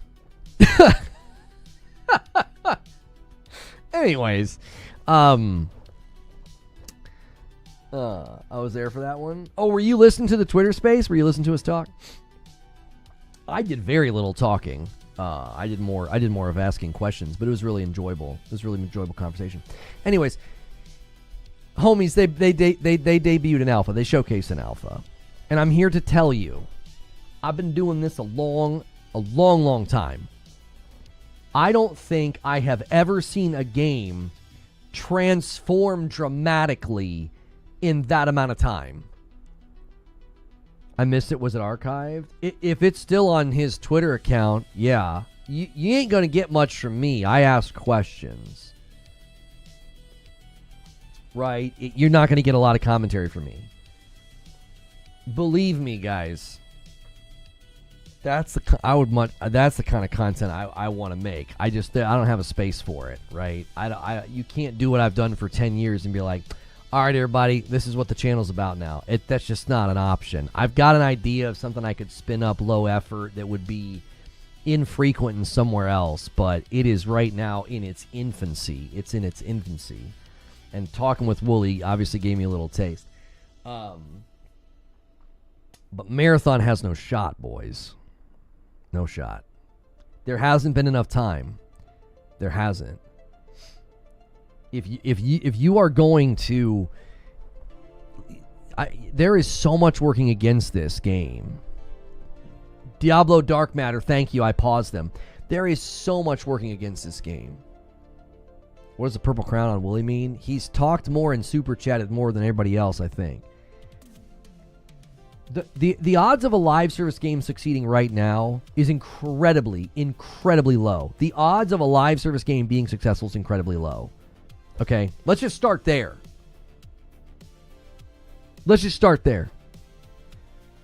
Live service games have like the life expectancy of like a soldier in war. You know what I'm saying? Like, remember I forget what we were talking about. Was it in Saving Private Ryan where they were like the life expectancy of a soldier on the beach at Normandy or jumping out of a helicopter or something? It was like less than 30 seconds or something ridiculous. Okay. Like, the life expectancy of a live service game right now is like that. Like, you're jumping into an absolute battlefield. You're jumping into a red-hot, live-fire, already going on firefight. And a lot of games just end up getting mowed down. They just don't stand a chance. Okay? So that's like premise one. That's like foundation. That's the ground they're trying to build this game on. It's quicksand. It's quicksand. It's like almost nothing comes out live service and survives. So that's like the first thing you're dealing with is, holy mackerel, if you survive, you're lucky. Look at games like X Defiant, look at games like Splitgate, look at like the litany of Battle Royale games. Oh my gosh, it's delicate. Like, all it took was a cringy CEO to kill Splitgate 2's chances. That's all it took. Was some cringy hat and I'm cool, bro, F-word dropping, energy. It just, Splitgate 2 was dead before it even got out of the gate. He was like, hey, the race is about to start. Boom! And he just shot that game on the side of the leg. And he was like, all right, go have a good race. Like, so you've already got that as your foundation. That's your foundation for live service games. The second thing they've got working against them is their freaking Bungie. And nobody likes Bungie right now. Nobody likes Bungie. They're mad at them because of Destiny. They're mad at them because they're arrogant. They're mad at them because they're self-righteous. They're mad at them for a litany of reasons. There's a CVS-sized receipt-long list of reasons to not like Bungie right now. The third thing working against it is it looks like crap. It doesn't look good. It doesn't look appealing. It's an ugly game. It's not even pleasant to look at. The fourth thing working against it is people saw it, played it, and just walked away very quickly. Not great PR, not great optics, not great public confidence. The fifth thing working against it, they stole the vibe and the art direction of the game from somebody and handled it like a kid in the principal's office who got caught cheating on a test. I'm just so terribly... So shut the frick up with your fake apology and your fake employee that you blamed. Now, that's just me off the top of my head listing all the reasons that game does not have a shot. It's got the whole world working against it. There's just no way. Look at what happens right now. The virality of hate and criticism and the virality of anger. That game has the whole world looking at saying, why are you even here? Get out of here. It has no shot. It has no shot. It's got to jump through 18 rings of fire to even hope to land. And I don't think that it will, because there hasn't been enough time. They had too many foundational issues that needed to be addressed and fixed. This is like Concord, right? When Concord dropped and people were like, oh, it's a good game, or oh, they could make it better, oh, they could improve it. I'm like, homie, number one, again, you're building a game in an environment that is so not receptive to games like this. Live service games are stigmatized. You got to really, really win the crowd. Remember when I said in the movie Gladiator, he tells Russell Crowe's character, he tells him, he says, if you win the crowd, you win your freedom. And that is quite literally the perfect analogy that I can come up with trying to have a successful live service game right now. You have to win the crowd or you die. You die in the arena. If you can't win the crowd, you're dead. Arc Raiders won the crowd. People love it. They're all about it. It's got a vibe. It's got a feel. The developers are endearing. They seem honest. They seem passionate. They seem like they really gave this thing their all. And buddy, did they take a risk. They've won the crowd. So people are going to buy it. It's a top, I want you to think about that. Top selling Steam game right now in its live service. It's at the top of the dadgum charts. It's a live service game. Think about that. Think about what they have achieved. They are probably right now, they're in their offices thinking to themselves, we must be dreaming. This can't be happening right now. We cannot be at this level of popularity in this day and age. Selling in 2025, selling a $40 live service game and topping the Steam sales charts, man. Pinch me, I'm dreaming. That's the lottery right there. I mean, Helldivers did it. I think Helldivers probably was even more viral and more popular. Some of that's because it's PvE. But I'm here to tell you that is how you win. That is how... Listen, an Arc Raiders could fizzle out and be gone in a year and a half. It's a very, very unforgiving environment. We know this to be true. It could. Arc Raiders could be Thanos snapped in 18 months. They're just like, sorry, not enough money, not enough players. We apologize. I don't think that's going to happen, but I'm saying that is a possibility. It could still happen, even at their popularity and their threshold right now. It can all dry up very quickly. It can. Okay? Marathon has not won the crowd. And they haven't. Joaquin Phoenix is going like this, and the crowd's like, yeah, like cheering for its death. You've won the opposite. You've won the crowd's ire and disdain. That's what Marathon has right now. That has got to be... I think that's my best analogy going forward for this conversation with live service games. It literally is. It literally is Gladiator. It is. You win the crowd, you win your freedom. If you don't win the crowd, you are getting thumbs down, and the crowd will cheer watching your blood spill. They'll cheer for it. They'll be like, yes, we want to see this game die. They love it. Like it's voyeuristic. They love to see destruction. They love to see crash outs. They love to see streamers fall from grace. The public loves it. The Gladiator arena hasn't changed. It hasn't. It's a little bit more sanitized, but it's the same principle. The public absolutely loves it. They think it's great. They watch and cheer. Every other day there's a video of some streamer crashing out, some streamer falling and failing, and everyone hates them. It's the same thing. We're just not cheering for it to happen with swords and clubs. We're just waiting for the twitlongers and the videos and the tweets and the tell-alls. It's the same thing with games. People love it. They absolutely love it. So Marathon has no shot for all those reasons.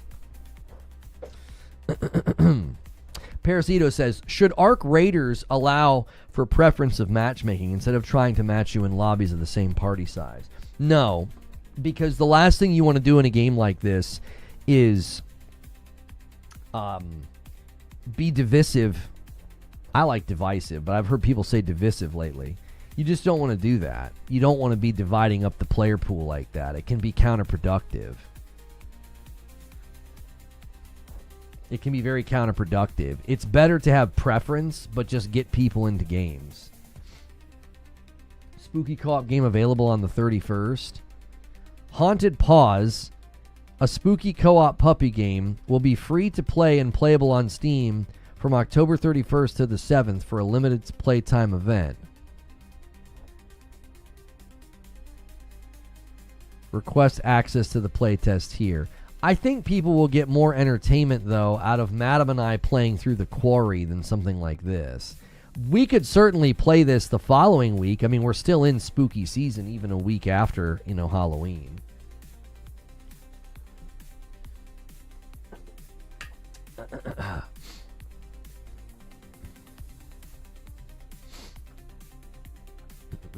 I can request access.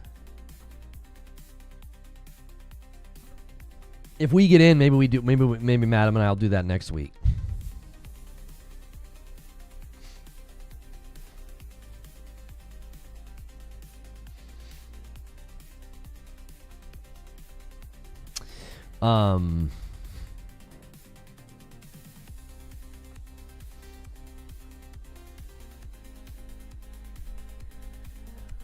Did you see Destin tweet about PS5 being 14 million behind PS4? He got community noted.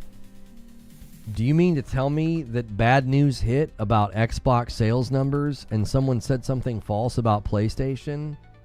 No. That would never happen.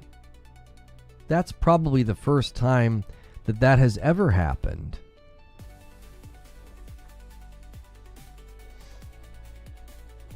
I mean, what a stunning development. This is shocking.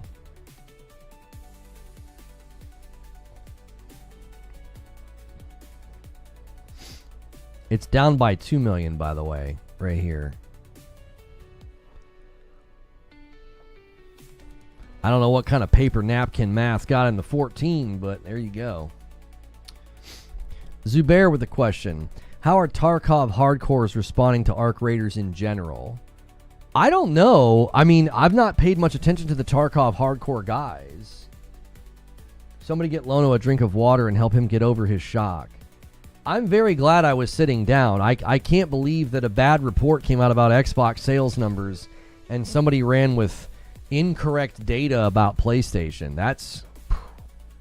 What a stunning development. I don't know what the Tarkov hardcores are doing. Eugene says 2 million less, higher priced, and no mid-gen price reduction. Yeah, internally, I've spoken on this before. I was told that from a source that I trust that internally PlayStation is very happy because they expected to be way, way further behind. Maybe not way. They expected to be further behind the PS4 because they weren't able to do the mid-gen price drop. So when they've looked at it and they're that close to PS4, they are very pleased with those results because they anticipated it being a bigger divide. Jake says most love it, but Tarkov's not going to fall off. Yeah, I don't think Tarkov will fall off. I just think Zubair was curious, like, are hardcore extraction players, enjoying this and, what's their feedback? What's their commentary?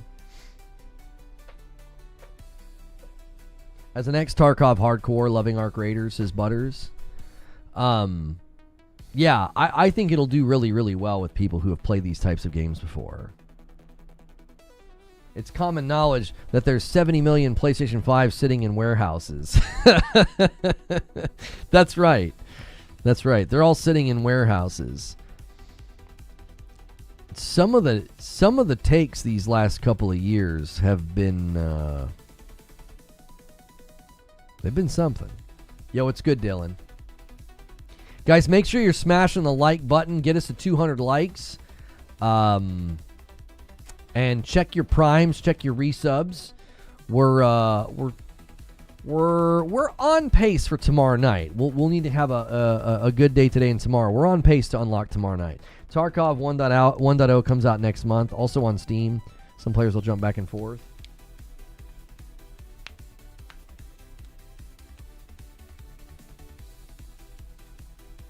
Okay. Petrov says, is short-form video a threat to gaming? I went on a little bit of a rant about this yesterday because I feel like people are fundamentally misunderstanding Matt Booty and Satya Nadella's comments. I don't think they're saying what people are hearing them say. Essentially what they're saying is that digital entertainment now is in an environment where attention is getting gobbled up by other things. So in the past, when you would be playing video games or consider playing video games, you didn't have other avenues of digital entertainment that were built in a way to like suck your life away slowly and steadily. Now you might be like, oh, I've got things I DVR'd, or oh, there's a sporting event going on, or oh, I'm going to watch Netflix. Okay, maybe you're a big binge watcher. But with the rise of, platforms like TikTok, and with the rise of like short form content like that and algorithms that are designed to sort of like keep you glued to that funnel, you're just swiping. That is obviously a threat when you're trying to sell digital entertainment. Porter Rock did not think the talk was a threat. I would have to hear his argumentation, and see if I agree or disagree with what he's trying to say. I do think, like right now, my interactions with the generation that is very much just like socially, I said this yesterday, like they'll sit around and hang out and be on their phones. I've talked to other parents that deal with this. They're like, yeah, my kids get together and this is what they do. They're just on their phones. So there's only so many hours in a day, and there's only so much attention that you can give to digital entertainment. There's only so much time.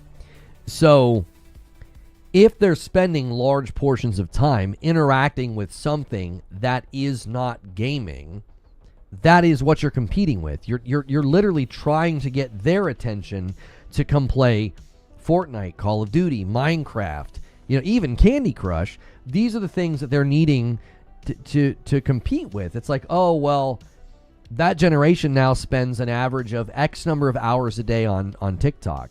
Those are hours that they're not spending playing video games. Right? If you trace these breadcrumbs, none of this is hard to visualize. Phil Spencer says at the end of 2023 that Minecraft changed the way they looked at this. Matt Booty said last year that there are single games larger than one platform. That's really changed their view of things. Then they're told by their CFO they need 30% margins.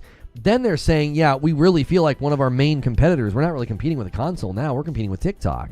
We're competing with attention black holes. Put all that together in a sandwich. You put all of that together, from Phil Spencer saying like Minecraft changed the way they view things, to Matt Booty's comments about one game can be larger than a single platform, and then you got the 30% margins, and then you got, yeah, we really feel like we're competing with TikTok. Put all that together in a sandwich. They're basically saying gaming at the scale that we want to do it and at the margins we want to do it, that's who we're competing with. You're never going to hear Sucker Punch say that, or Gorilla, or Santa Monica, or Naughty Dog. You're not going to hear them say that. Why do you think that is? Because that's not their target. They're not trying to get the TikTok generation to play Ghost of Yotei or God of War. Xbox and Microsoft are viewing gaming through that lens.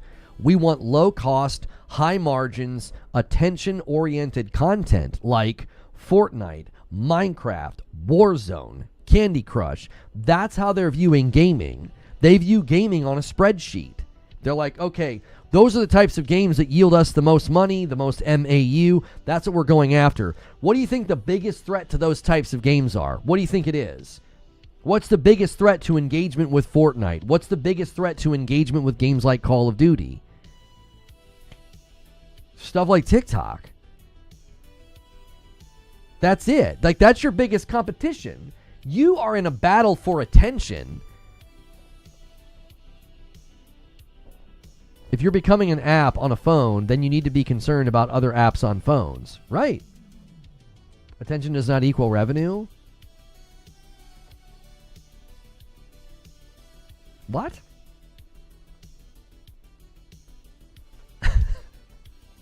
What? I can hear Gary V shouting from the other side of the planet. What do you mean attention doesn't equal revenue? Yes, it does. That's like literally the most valuable currency of today, where we live right now, is attention. Attention is the most valuable currency in existence. Everything that we're trying to do, whether it's like you're trying to do a podcast like this, or you're trying to make it big on TikTok, or you're trying to make a video game, or you're making a show for Netflix, or you want people to subscribe to Apple TV, all of that is a battle for attention. That's where the money is. That's where all the money is. Because that's how people spend their time. That's how people spend their money, is they spend it with their attention.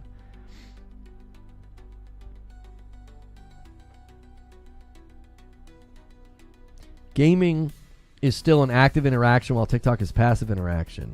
Huge difference on how you consume. So the comparison is false. No, it's not. You're not even engaging with. So what you're doing is you're making the mistake of comparing the way you interact with, which I guess you haven't seen the people that have been massively successful with live streaming on TikTok, which is highly interactive and people are giving them gifts and, tapping the screen like a fiend. But you're missing the point. You're getting down into the minutia and comparing things. That's not the issue. The issue is there are only so many hours in a day. And if an entire generation is spending large portions of their day doing something on their phone that is not gaming, that you're competing with those things. They could be doing anything on their phone. It doesn't matter. They could be doing TikTok. They could be doing Instagram. They could be doing Pinterest. It doesn't matter. It doesn't matter. They're not spending that time playing video games. In the digital arena, whether you're Netflix or your Xbox or your TikTok, what are they trying to do? They are trying to capture your attention and keep you going. It's why the algorithms are so finely tuned.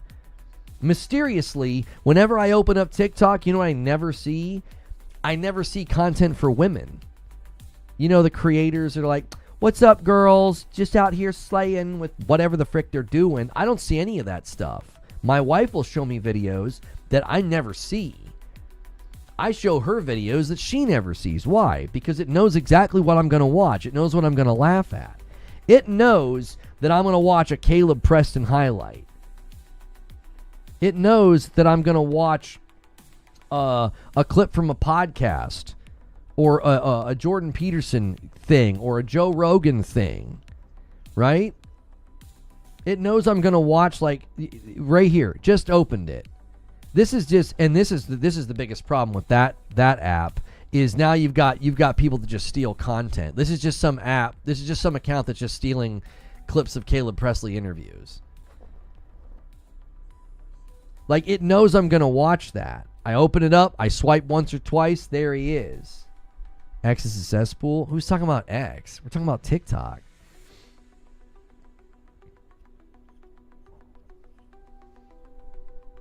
It's not just TikTok. It's Netflix, Facebook, Amazon Shopping, literally anything else that consumes someone's attention. That's right. It doesn't matter that they're different experiences. Like,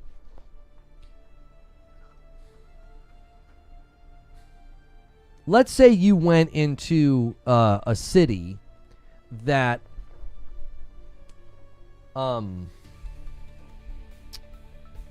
let's say you go into a town and it's full of Amish people, and you're trying to sell them televisions, and they're like, yeah, we don't really do that. We, number one, they don't do the whole electricity thing.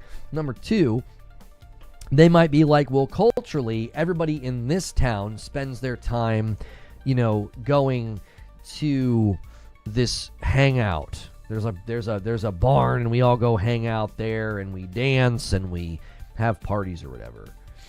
And if you were like, well, that's the attention that we're competing with. We're competing with that gathering, okay? And if someone was like, oh, but this is very different. This is very different. The way you interact with television is different than that, so it's not really in direct competition. Yes, it is. You're going into a cultural reality where the trend of the culture is this is what they do with their time, and you're attempting to say, come do this thing instead. You could be like, well, watching TV is very different than like a hoedown in a barn. It doesn't matter. It doesn't matter that they're completely different forms of entertainment. The point is, you're going to a culture and you're saying, hey, come do this with your time. And they're like, no. We don't do that with our time. There's an entire generation right now that's gathering around a thing that isn't gaming. There's a what in the barn? A hoedown, a dance. Not a down hoe, a hoedown. You get the point? That's an extreme example. Trying to get the Amish to come to a movie theater is what is a better analogy than a TV, right? Hey, come to our movie theater. They're like, no, we don't do that. What we do is we go to this place and we dance. And we got old Billy on the banjo, and we're having a good old time. And you're like, yeah, but dancing and live music is a completely different form of entertainment than a movie, so they're not in competition. Yes, they are. If you go into a where they don't go to the movie theater, they spend their time dancing at a bar, in a barn. It doesn't matter that they're completely different forms of entertainment. It doesn't matter. You're competing with something that they do instead. That's the issue. TikTok is the barn. They're going here, they're dancing and hanging out here on Tik. And you're like, come play video games. And you're like, well, they're not in competition because video games are completely different. It doesn't matter that they're completely different. It's an attention grab. It's like, well, they're doing this instead. They're not going to come play your video game.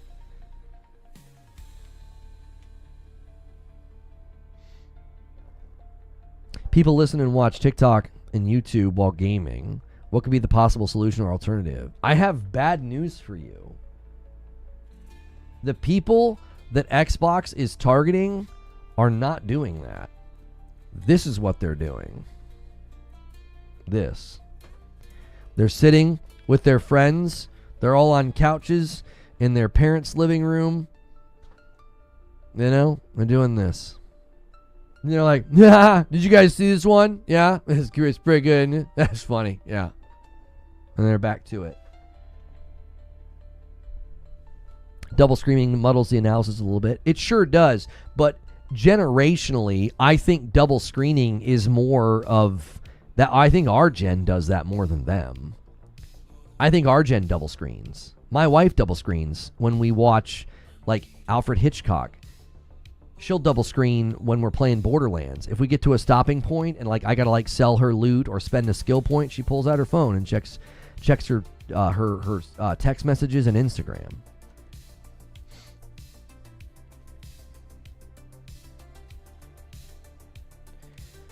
So what you're saying is that Sony Movie Studios is cannibalizing PlayStation Studios?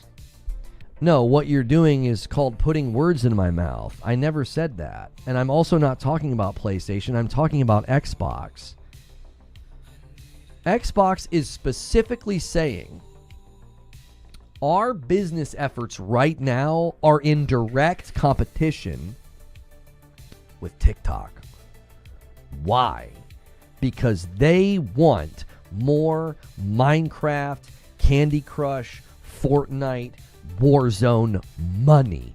That's what they want. What are all of those games designed to do? What are they designed to do? How is Fortnite designed? How's their Battle Pass designed? How's their daily challenges designed? How's all that designed? It's designed to keep you coming back every single day. There is a stark difference between the way that like Ghost of Yote is designed and Fortnite's designed. Yote is designed to be a captivating story with a great combat system and an open world, and that's why you play it. And guess what? It's designed for you to complete it and put it down. That's how it's designed. Spider-Man 2, Doom the Dark Ages. These games are designed for you to play it and put it down. That's our design. That ain't how Fortnite's designed. Fortnite is designed to get you and to keep you. So what's it competing with? It's competing with other forms of digital entertainment that are designed to get you and to keep you. That's what TikTok does. It's designed for you to spend your afternoon there. And I commentated on this yesterday. And the psychopath said that I admitted I was addicted to TikTok. I'm not addicted to TikTok. I was describing instances where you can lose track of time. Because like I open it every once in a while. Like if I'm like sitting there in the morning working on my thumbnails, I'll put it next to me and I'll let those like Caleb Presley clips roll and I'm kind of laughing and I'll swipe to the next one and I'm working on something, right? And you'll lose track of time if you're just doing it. But usually it's like off to the side. It's like, yeah, it's over here. If you look at how the younger generation engages with it, buddy, they're just on there. That's just what they do. It's literally a catalyst.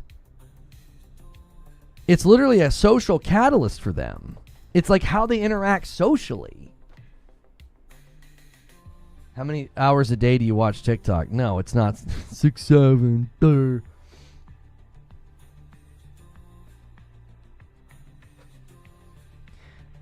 I'm telling you, everybody's missing this. Everybody's missing the forest for the trees. Everybody's missing the forest for the trees. Xbox is saying our vision, our view, and this is why people are like, they're bristling at the wrong thing. You should be bristling at the fact that Xbox is openly admitting our view of video games is that we need to be like TikTok. Our games need to be like TikTok. Flip this upside down and really analyze what they have said. They are saying that's our view of games. They need to be attention black holes. That's what we need to build. That's who we're competing against. That's the concerning thing about what they said. Not like there's some out-of-touch boomer who doesn't get it. Like, yeah, they're so out of touch. They think gaming is competing with TikTok. Their vision for gaming is in competition with TikTok. That's not PlayStation's vision for gaming. PlayStation's not like, oh, we need to have these big tentpole single-player titles like Wolverine and Intergalactic because that's going to help us compete with TikTok. No, PlayStation is sticking to the same thing Nintendo's sticking to. You've got to have these big, giant brand identity defining things that bring people to the platform.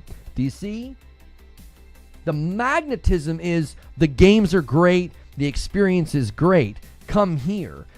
Xbox is saying Microsoft actually is saying we want high margins.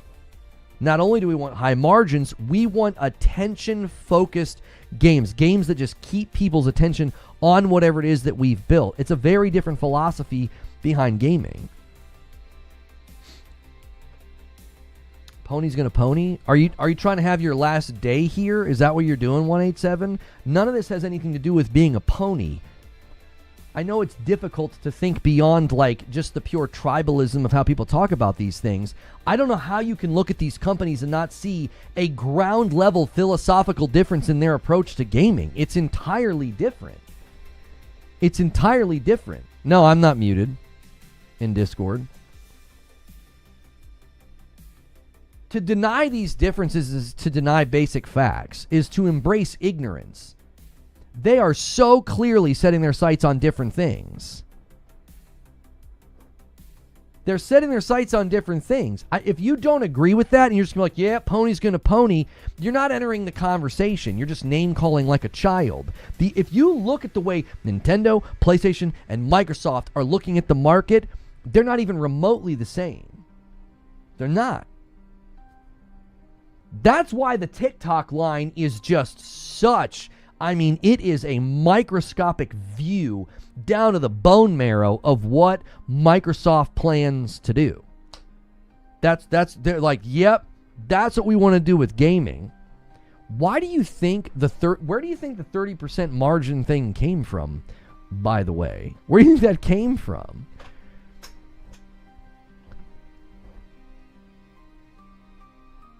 Where do you think that number came from? That's the kind of games they're looking at. They're looking at games that do that. They're looking at games, any kind of game that's going to make that kind of a margin. Guess what kind of a game that is? It is a low-cost, ongoing, attention black hole. That's how you get 30% margins. You ain't getting 30% margins on Doom the Dark Ages. You're not. You ain't getting 30% margins on Spider-Man 2. Now, maybe lifetime they end up at 30%, but generally speaking, the big bespoke... Now, Yote probably had crazy margins because their operating costs were their budget was so insanely low, and the sales are very strong. But generally speaking, the big bespoke single-player games, I highly doubt they get 30% margins. 30% margins are going to come from games like Candy Crush, Fortnite, Warzone, where you build it, and the production cost and the ongoing support's there, sure, but it's not nearly the budget of like a big giant 5 to 6 year single player game. This is why when you look at games like Fable, State of Decay, and others, oh my gosh, those games are directly under threat right now. They are, because they're not going to give you 30% margins. They're not going to fit with this philosophy of competing with TikTok. You think Fable is going to help you compete with TikTok? You think State of Decay? Probably not. Probably not.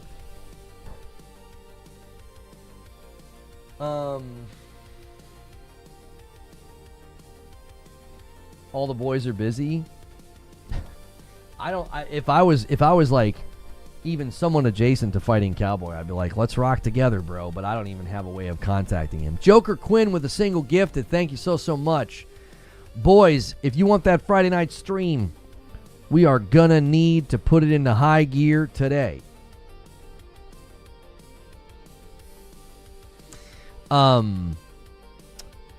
So yeah, I'm back on this soapbox because I see people and their takes on the TikTok thing, and I'm like, I don't think you guys are seeing this as it actually is.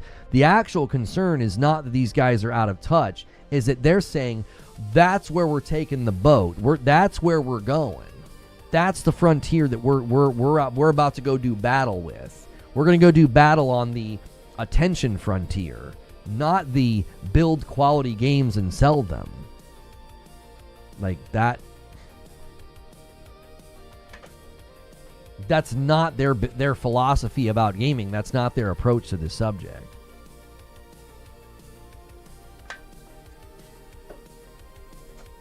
Everyone's competing with short-term video. I mean, I would say at a cultural level, yes, but when Xbox says it out loud, they're telling you what they're doing, even if PlayStation doesn't say it out loud. Listen, don't do that. Don't. That's so bad faith, and you know it. PlayStation doesn't say it out loud because they're not saying that that's their target. Microsoft says it out loud because it's their target. Listen to what they've been saying. If Minecraft changed their opinion of the industry, and Matt Booty's like, there are games that are larger than one single platform, and that's changed how we think about things, They're literally saying our philosophy about this has changed. PlayStation hasn't changed their philosophy. They continue to talk about having tentpole titles. They've invested more in their single-player games than they ever have historically. And when they talk about putting them on PC, it's designed around getting people to come to the console. And Herman Holst literally said this year, our big tentpole titles are meant to show off the PS5. None of that is, yeah, we're competing with TikTok. That's what I'm saying, every company. I think at a cultural level, every company is competing with TikTok, but that doesn't mean they're going to set their sights on that. Does that make sense? Like, every fast food restaurant's competing with McDonald's at some cultural level in America. At a ground level, at a ground cultural level, you are just automatically competing with McDonald's. It's so Leviathan-like, right? That doesn't mean a company is going to set their sights on competing with McDonald's. Does that make sense? So, like, I feel like Xbox is literally saying, we are setting our sights on competing with TikTok. We are going to try to do attention capture of that generation. PlayStation's like, well, yeah, I mean, obviously we're competing with everybody's attention for anything that's digital out there, but we're not going to set our sights on competing with TikTok. Do you see the difference? Like, a burger joint could set its sights on competing with McDonald's, make fun of McDonald's, poke fun at their food, pink slime, whatever the frick. But you could also come out and be like, we're a taco hut. What the frick are you talking about? We don't compete with McDonald's. They do, but they don't. Does that make sense? Like, they do. You are competing with McDonald's. McDonald's is convenient. McDonald's is every 20 blocks in most cities. Like, they're friggin' everywhere. You are. But that doesn't mean you're setting your sights on competing with McDonald's. The Taco Hut could be like, we don't care one iota what they're doing. We're not paying any attention to them. It's part of the Gestalt, but explicitly naming something is important. It defines where your attention is. That's precisely what I'm saying. You could have a company come out and say, we are competing with McDonald's, and they structure their business, their decisions, their menu, even their locations in the city could be designed around competing with Mickey D's. But the Taco Hut's going to be like, we don't give a frick about that. We're in a part of the city where there's a high percentage of people that like our food. Maybe you're in a pocket of the city where there's a very, very large, like, Latin community, and you know you're going to sell more there than you would going to a part of the city where there's like a bunch of, soccer moms and people that are going to be looking to go to like Italian restaurants or like uppity restaurants. You know what I'm saying? So, like, yes, you are at a ground level competing with McDonald's, but you're not if you don't set your sights on competing with them. It's built into that economy, but it's not something that you necessarily set your sights on. That's what I'm saying. Don't be bad faith here and act like this whole thing that every time something happens with Xbox, we got to do the PlayStation 2 thing. And it's like, no. PlayStation hasn't signaled anything in this regard at all. Now, you could say they've signaled a greater interest in live service, but that's quite literally everybody in gaming has said there's money to be made in live service. We should be having our foot in that door. That doesn't feel like they're targeting TikTok. That feels like they're targeting ongoing revenue because so much can be made. I mean, Helldivers 2, Gran Turismo 7, and MLB The Show are proof of concept. You can make great ongoing revenue from live service games. They'll also probably make very good ongoing money from Marvel Tokone Fighting Souls. Xbox wants people to stay in the ecosystem. I think you meant to say ecosystem. I don't know what the ecosystem is, though, 187. What are you going to be staying in? It's not. They want you to be in a game, spending time in a game, spending money in the game. They're literally, think about it. They're saying two things at the exact same time. They're saying, this is not an accident. This is not a coincidence. They didn't banana peel slip on this. In the same week, in the same span of 10 days, we learned that they want 30% margins, and Satya is like, we're competing with TikTok. Those things are linked. Those are linked. That's their goal. High margins and attention-designed content. It's got to be competing with Tik. That's what they're going after. That's why it's It's concerning for those reasons. It's not concerning because they're like out of touch fuddy-duddies that are like, we're competing with TikTok. Like, that's a misread. It's a giant misread if I've ever seen one.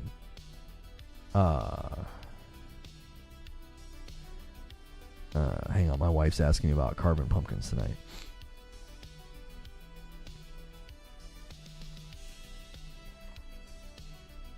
They don't slip on banana peels, they step on rakes. I saw someone say there's no market for a device that sits between console and PC, but people said the same thing about the iPad. I think there's a market for something that sits between console and PC. I think the question would be, how large is that market? I think it exists. I just don't think it's going to be particularly large. I think its biggest barrier is price point. Its biggest barrier is going to be price point. That's the price point for handheld gaming devices, by the way. You see, like, if you could go buy a gaming device right now, a handheld gaming device for, $400, there would be probably higher demand for them. If this PC hybrid that Xbox is building, if they could get it into the market for $500 or $600 and it was very good and very performant, there would be a good market for it because they would just call it a console probably, or they would call it like a console PC. An Xbox PC or something. That's probably what they're going to call this thing. They're going to call it the Xbox PC. Would be my assumption.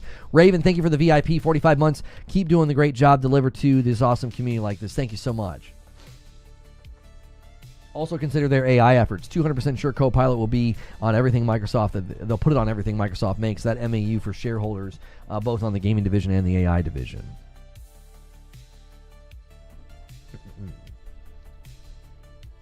You're probably the most measured take I've heard. It's refreshing. What take do you feel like I'm being measured on? If the Surface team is building it, it may have a shot at being a well-built machine, but it's going to come down to them not messing up Windows.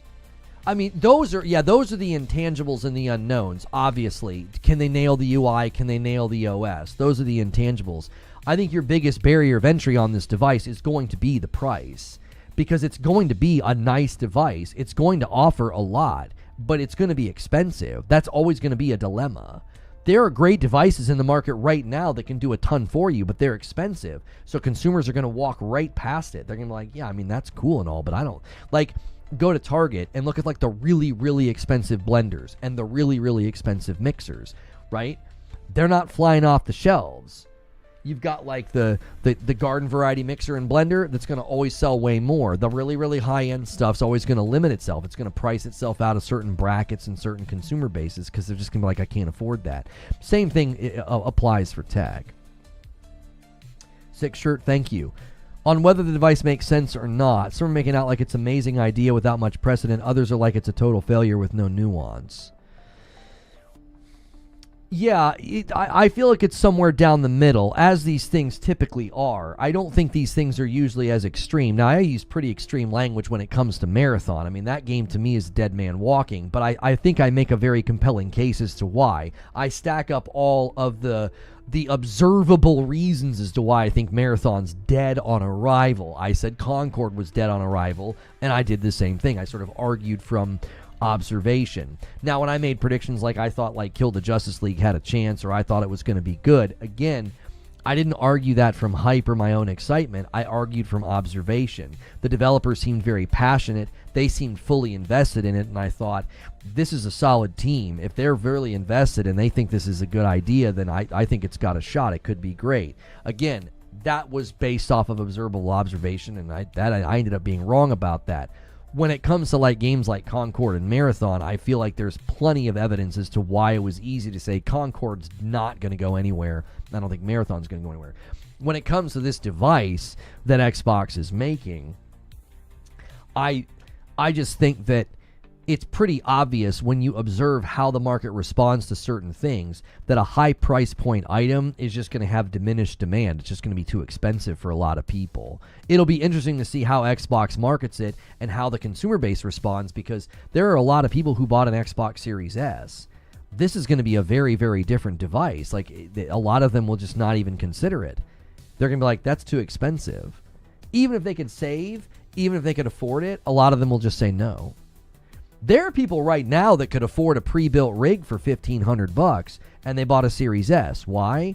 Not because they're cheap or not because they're poor or anything like that. It's just the way they're wired. They're like, no, I don't need the highest of the high. Give me the low end. That'll get the job done. There are people that just buy devices like that. That's just kind of how they shop. It's what their value structure is.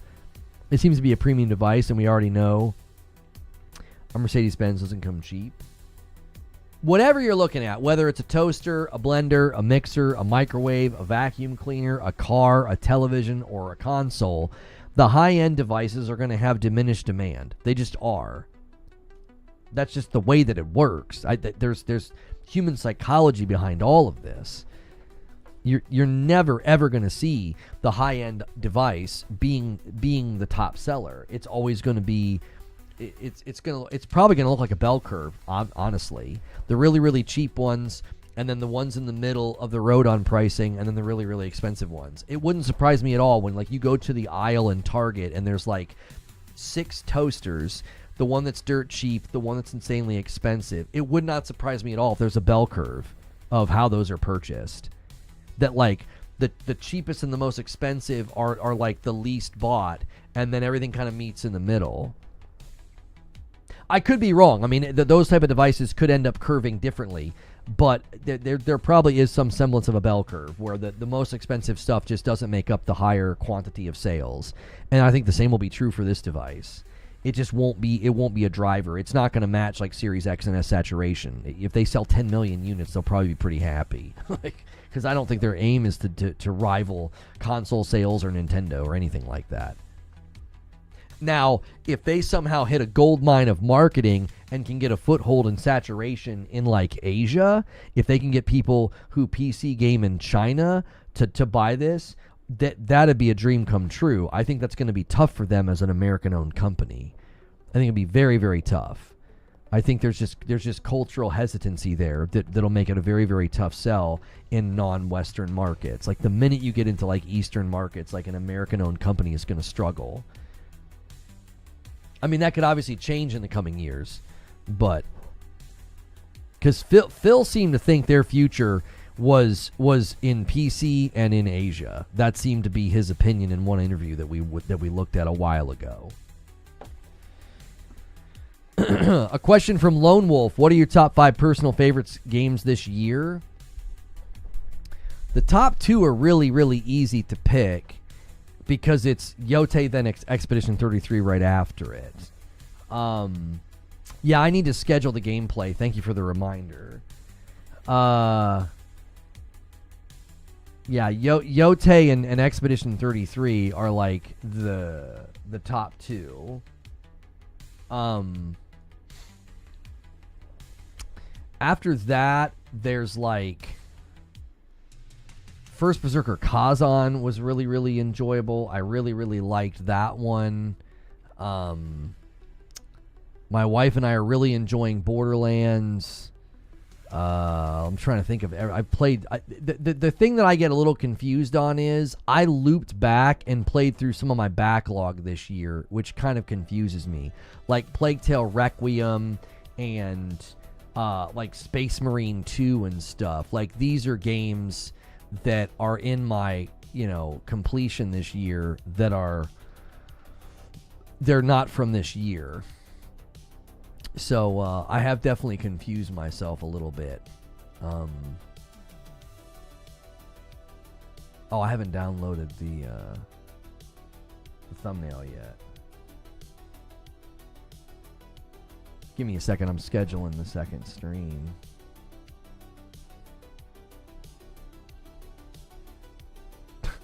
The heck was that? It like loaded the image in Chrome. It literally looked like I was on dial-up, like way back in the day where the image is like me. Like, what the heck is going on?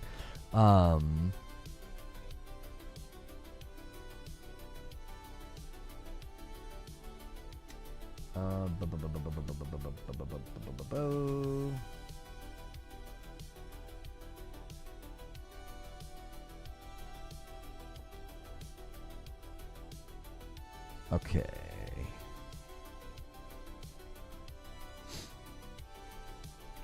Public scheduled for noon. Woke up 3 hours before work to run this morning, and I couldn't be any more addicted. Oh, no. Yo, what's good, ADR Zone? How are you? Oh, yeah, Shinobi. Yeah, Shinobi would be up there. Yes, Shinobi was one of my favorite games this year.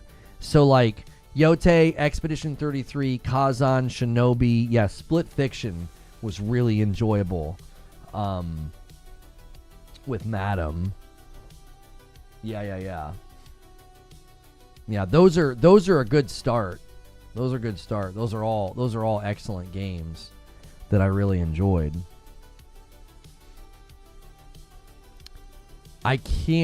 It's hard for me to remember I've got a list of the games I've completed this year. I was trying to compile it because people were like, "You actually finished games?" So I rolled credits on Kane and Bridge of Spirits, Space Marine 2, Plague Tale Requiem, Nine Souls, Tales of Iron 1, Tales of Iron 2, Final Fantasy 16. I really enjoyed Ender Magnolia, Split Fiction, Death Stranding 1, The Midnight Walk. I basically rolled credits on AC Shadows. I finished the main story. Doom the Dark Ages, Expedition 33, Death Stranding 2, First Berserker Kazan, Shinobi, Revenge of the Savage Planet, and Ghost of Yote. Yeah. So Death Stranding 2 would certainly be up there. I really enjoyed it. I think I enjoyed Death Stranding 1 a little bit more, but I really liked Death Stranding 2. I thought it was very well done. He doesn't play games. It's like once I roll credits on Borderlands, I think it's like 20 games that I've finished this year.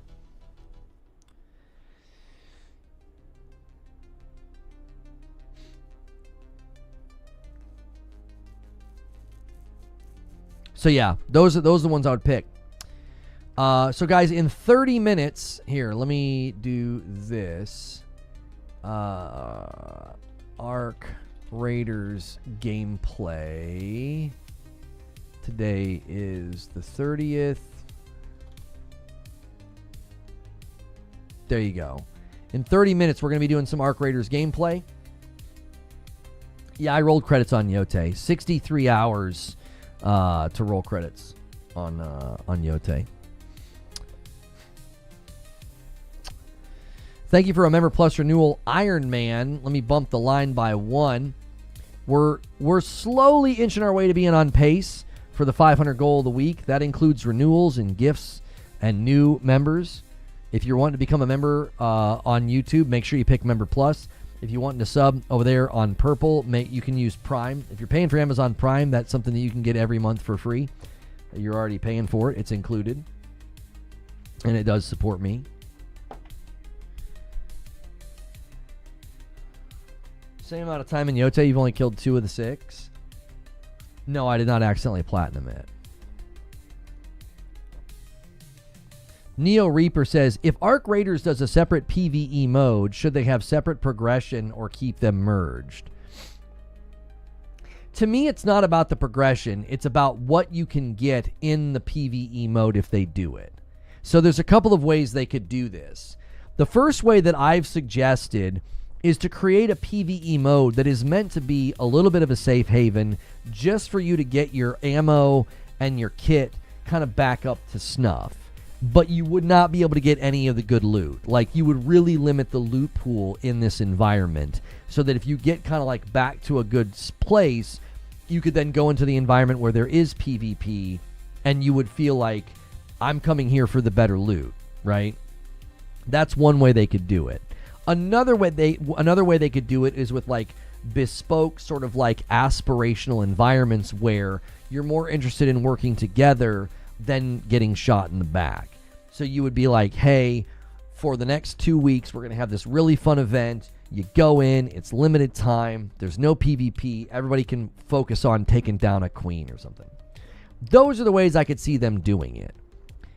Outside of that, I don't think you would want to just be like, yeah, you can just play the whole game PvE.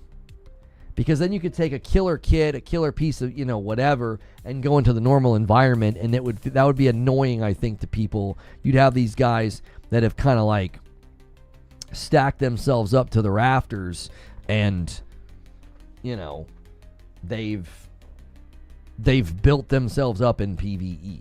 You know what I mean?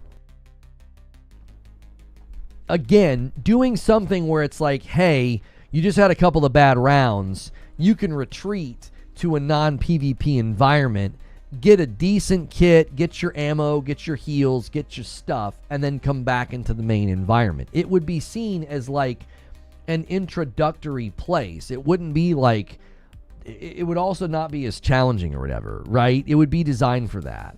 But you'd get to the point where you wouldn't want to play there anymore. You'd be like, okay, I mean, it's a limited loot pool. You could even have it be a smaller environment. Just as a fallback for people that are like, man, I just had 2 or 3 bad games in a row. I don't really want to do the free kit thing. You know, I'd like to go, you know, kind of get kitted back up again. And then they'd come back into the normal environment. The reason you would be doing that, keep blues and above, yeah, you'd really limit the loot pool. The reason you would do that, honestly, anybody who's against this, you'd need to understand. The intention of this environment would be to keep your environment healthy.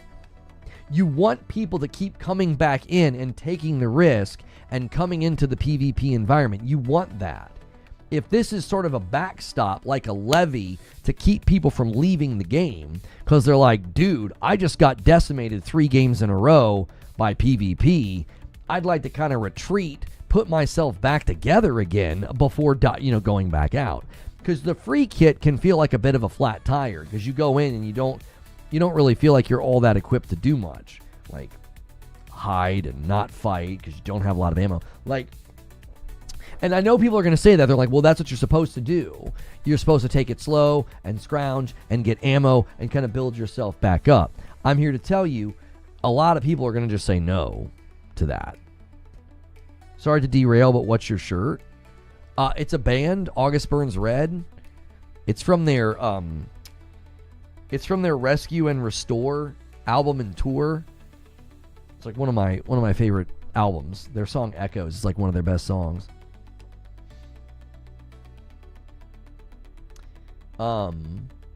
So I think those are all the ways they could do PvE. I am not campaigning for PvE. I'm not saying, oh, you need to make the game casual for me. I'm simply saying I think there's something to be said for giving people an environment or a choice that will keep the game healthy, that will keep people playing.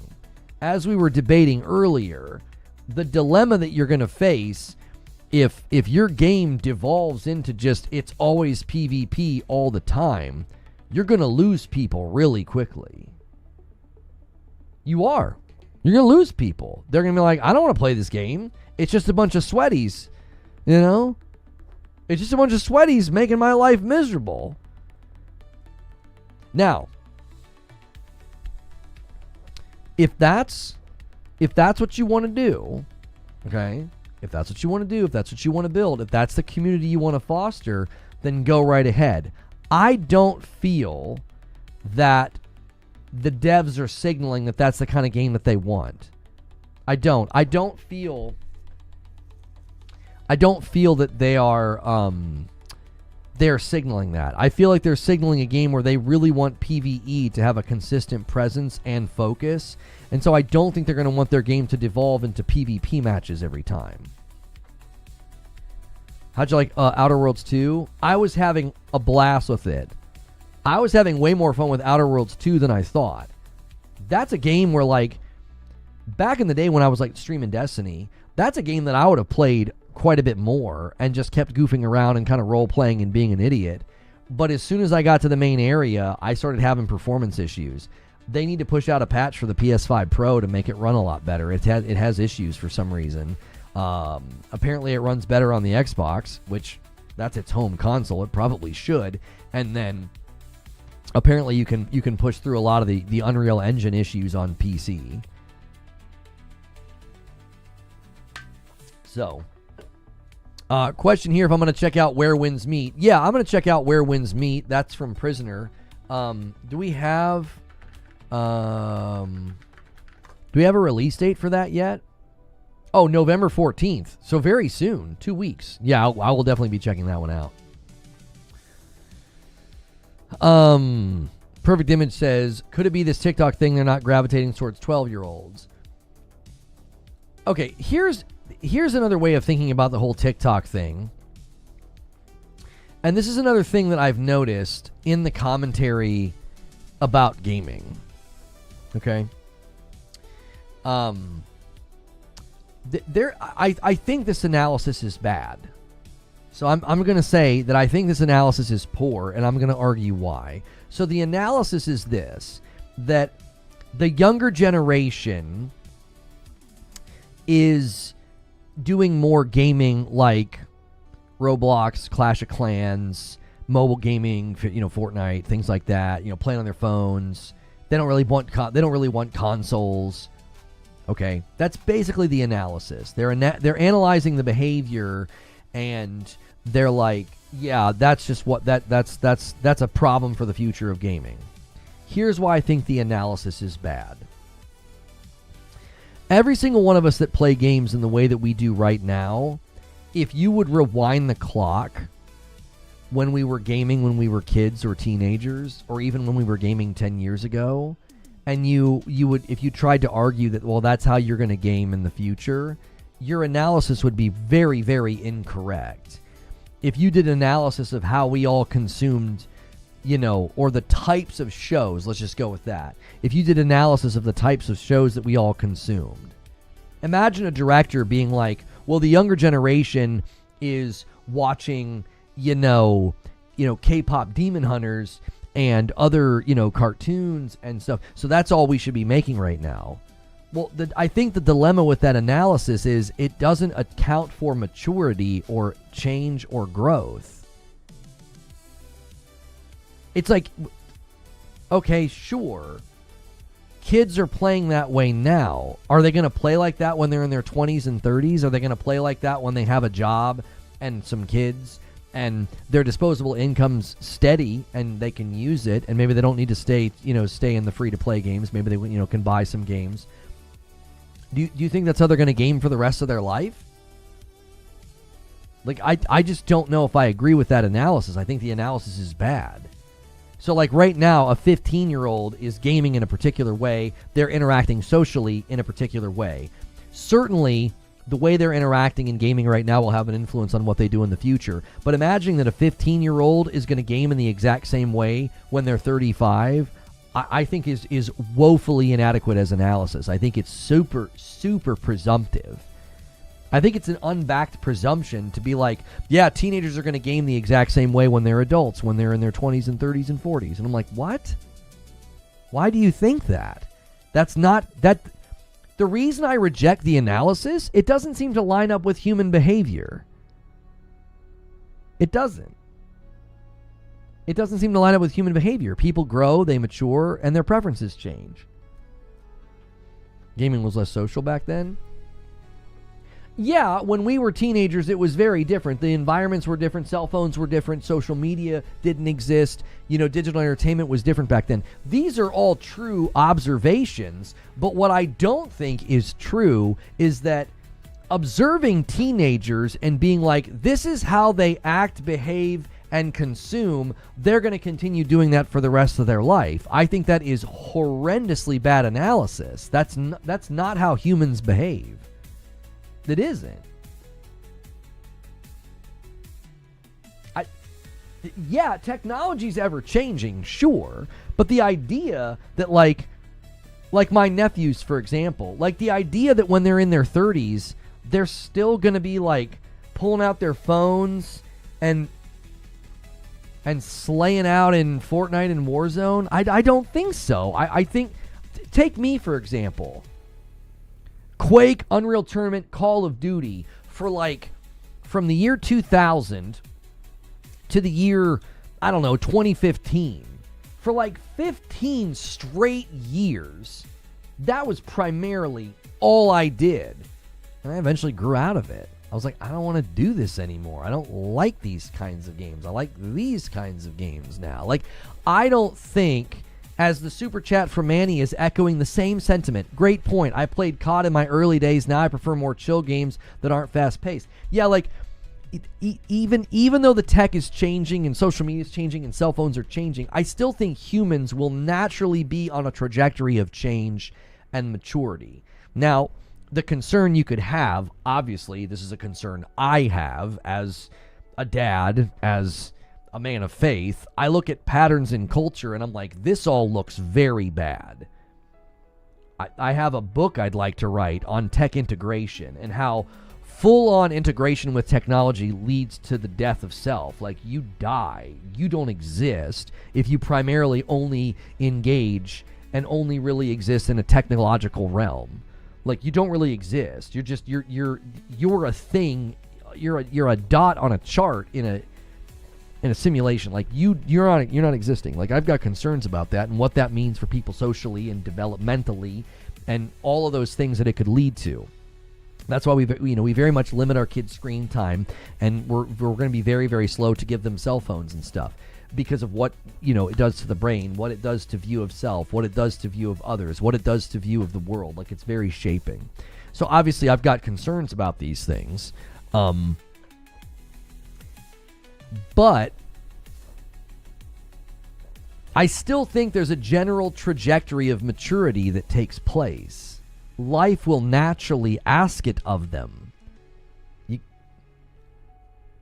got to get a job. You got to have responsibility. You got to be doing something other than sitting on a couch doom scrolling or watching talks or making talks or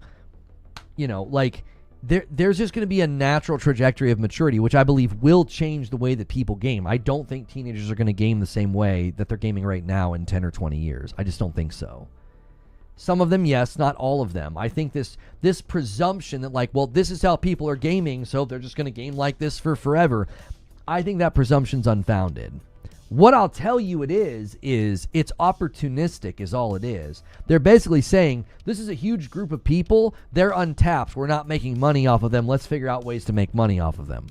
We're making money off the 30-year-olds, 50-year-olds. We're making our money off the upper echelons, right? The age bracket of people that are buying Nintendos and playing Call of Duty are like 28 and up. So they're focusing on an untapped market. That's what they're really doing.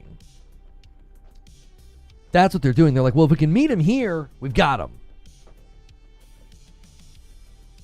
If we can meet them here, we've got them. Like, I think that's more or less what's going on and what they're doing. I don't necessarily think they're targeting them with this idea of they're going to game like this for the rest of their lives. I think there's some pretty really, really ill-informed pundits that are trying to claim that. Like bloggers, writers, people that live on Twitter are trying to act like, yeah, gaming is on a death march because basically these people don't game the way that we game, and I think that analysis is very poor. So, couple more questions, guys. In 15 minutes, we're going to be playing some Arc Raiders. Happy says, if this is Microsoft's true strategy, do you think they can win? If so, what would they need to do? They're not focused on winning. They're focusing on maximizing profit.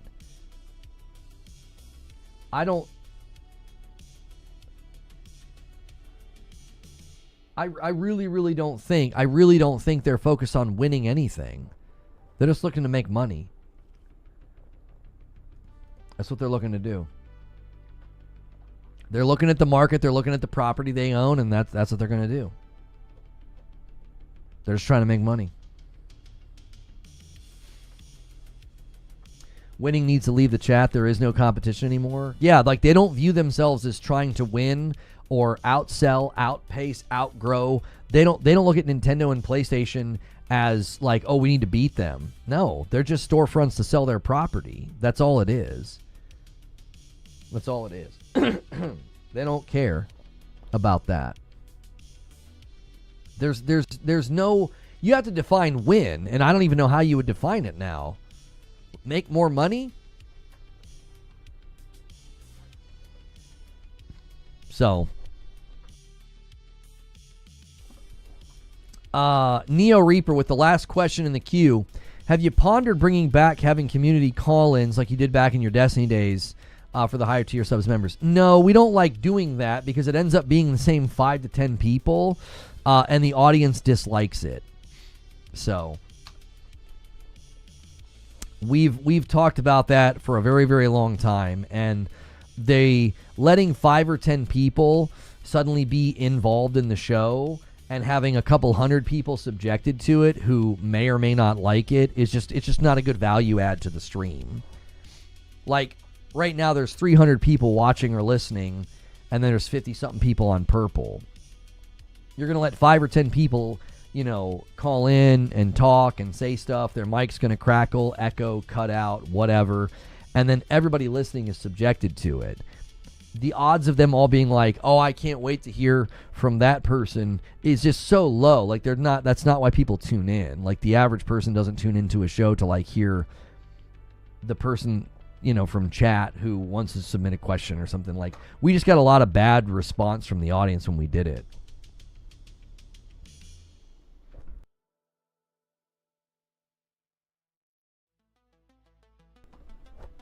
So, okay, here's what we're going to do. We got like 13 minutes. I need a quick break, and then I got to move the PlayStation in here. So, do all the things, hit like, check your memberships, everything else, and yeah, I'll be right back.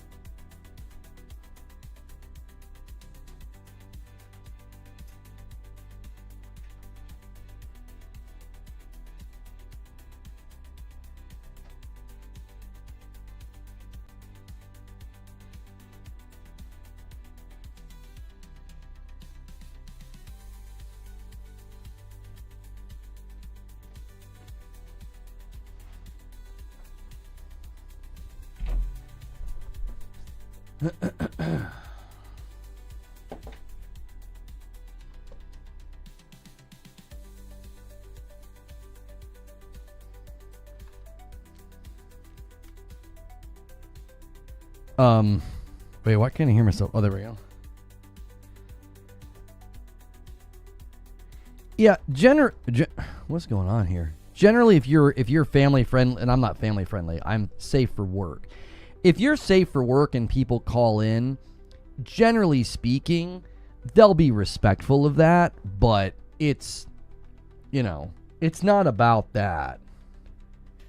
It really is about, like, it's just not what the audience wants. The audience just doesn't want it. Like, we've done it in the past, and we got really, really bad responses.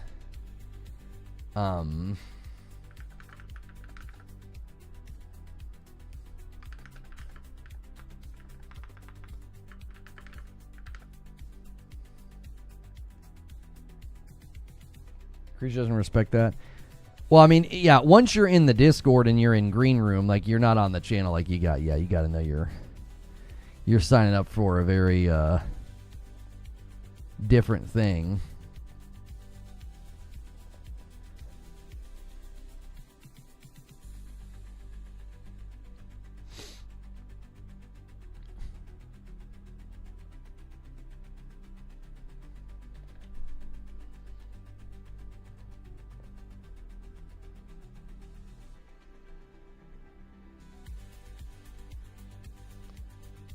Okay. Is this? I thought I put some new music in today. So, oh yeah, here it is. Yeah, we've got some new synthwave today.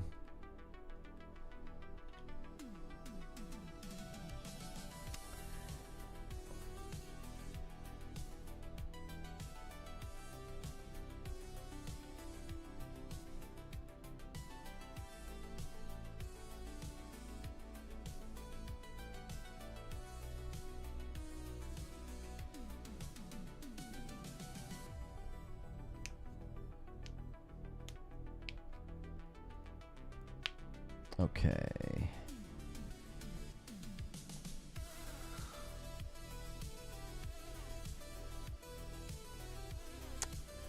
I'm getting everything set up for the gameplay stream.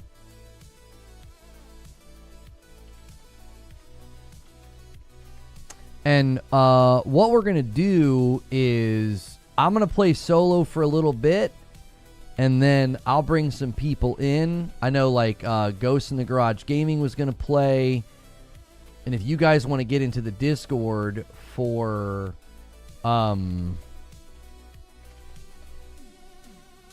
that way we can have communication, you can do that.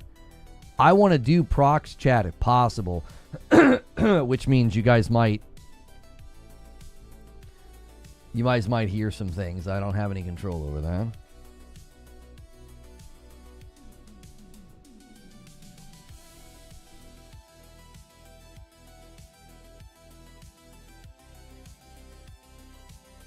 Solo is the only way. Why do you think that?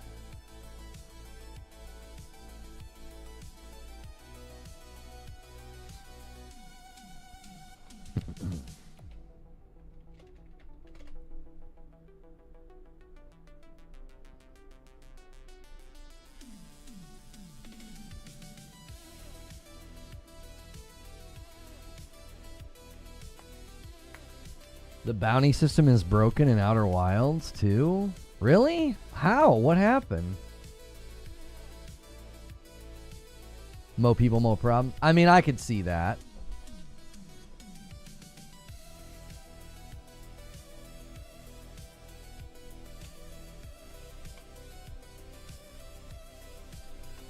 Apparently there's drops, so I'll put drops enabled in the title, I should say.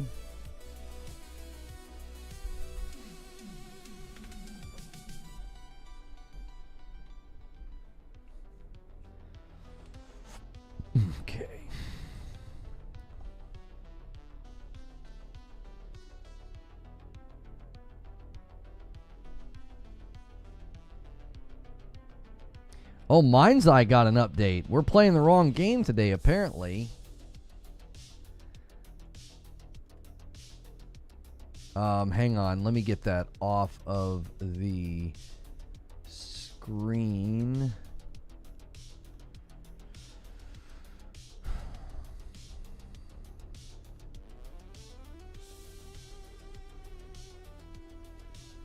There's drops. I didn't know there was drops, but apparently.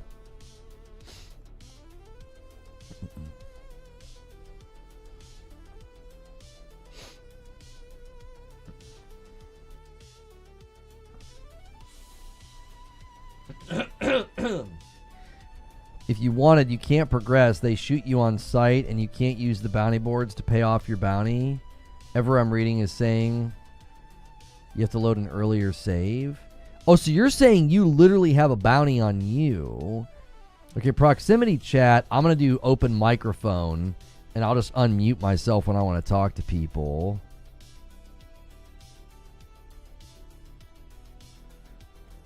Invert, yes. I think we've got it set to, no, motion blur disabled. Okay.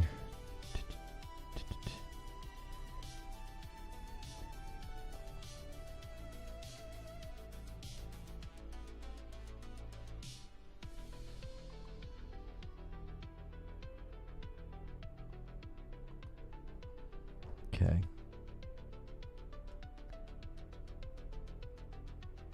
Disable crossplay.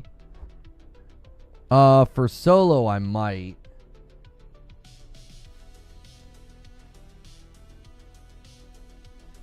No, it's not the Atari logo. It's quite a bit different.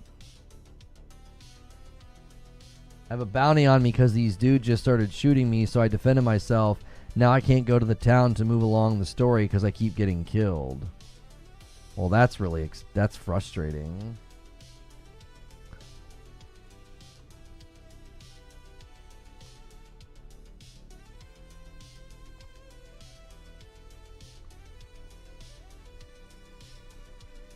How do you toggle to talk?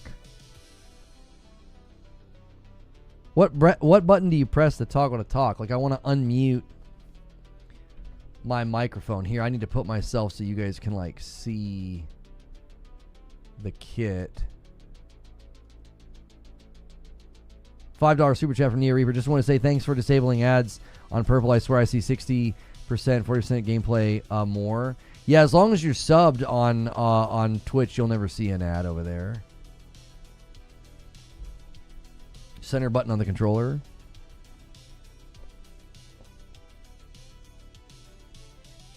No, that brings this up.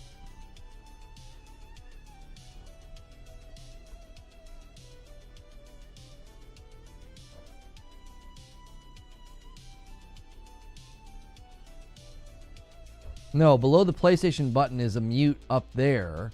In game, I'm currently muted.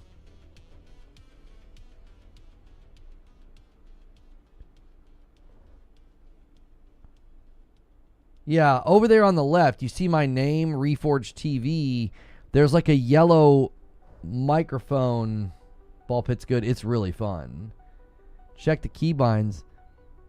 I thought I did it earlier by hitting like left on the D-pad.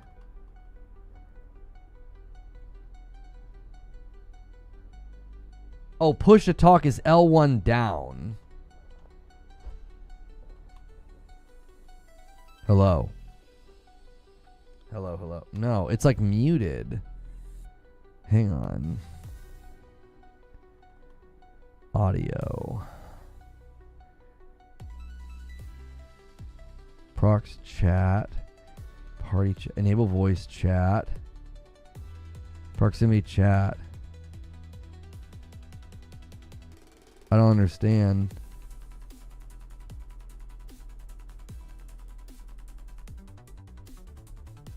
It's like you can't have them both set to open.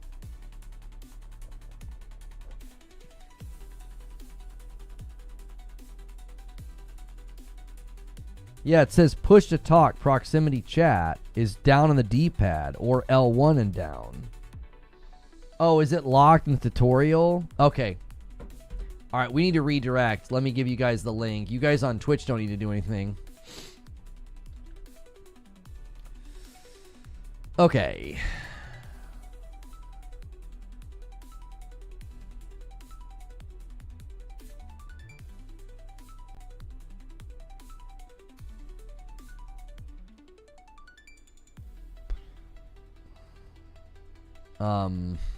All right.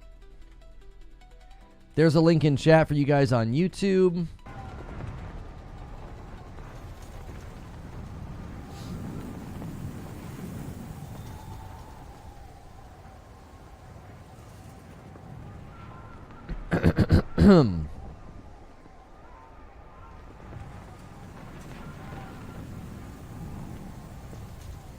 All right, thanks so much for checking out this video. This is going to be me diving in, not for the first time because I did play the beta, but for the first time since they've fully released the game, into Arc Raiders gameplay.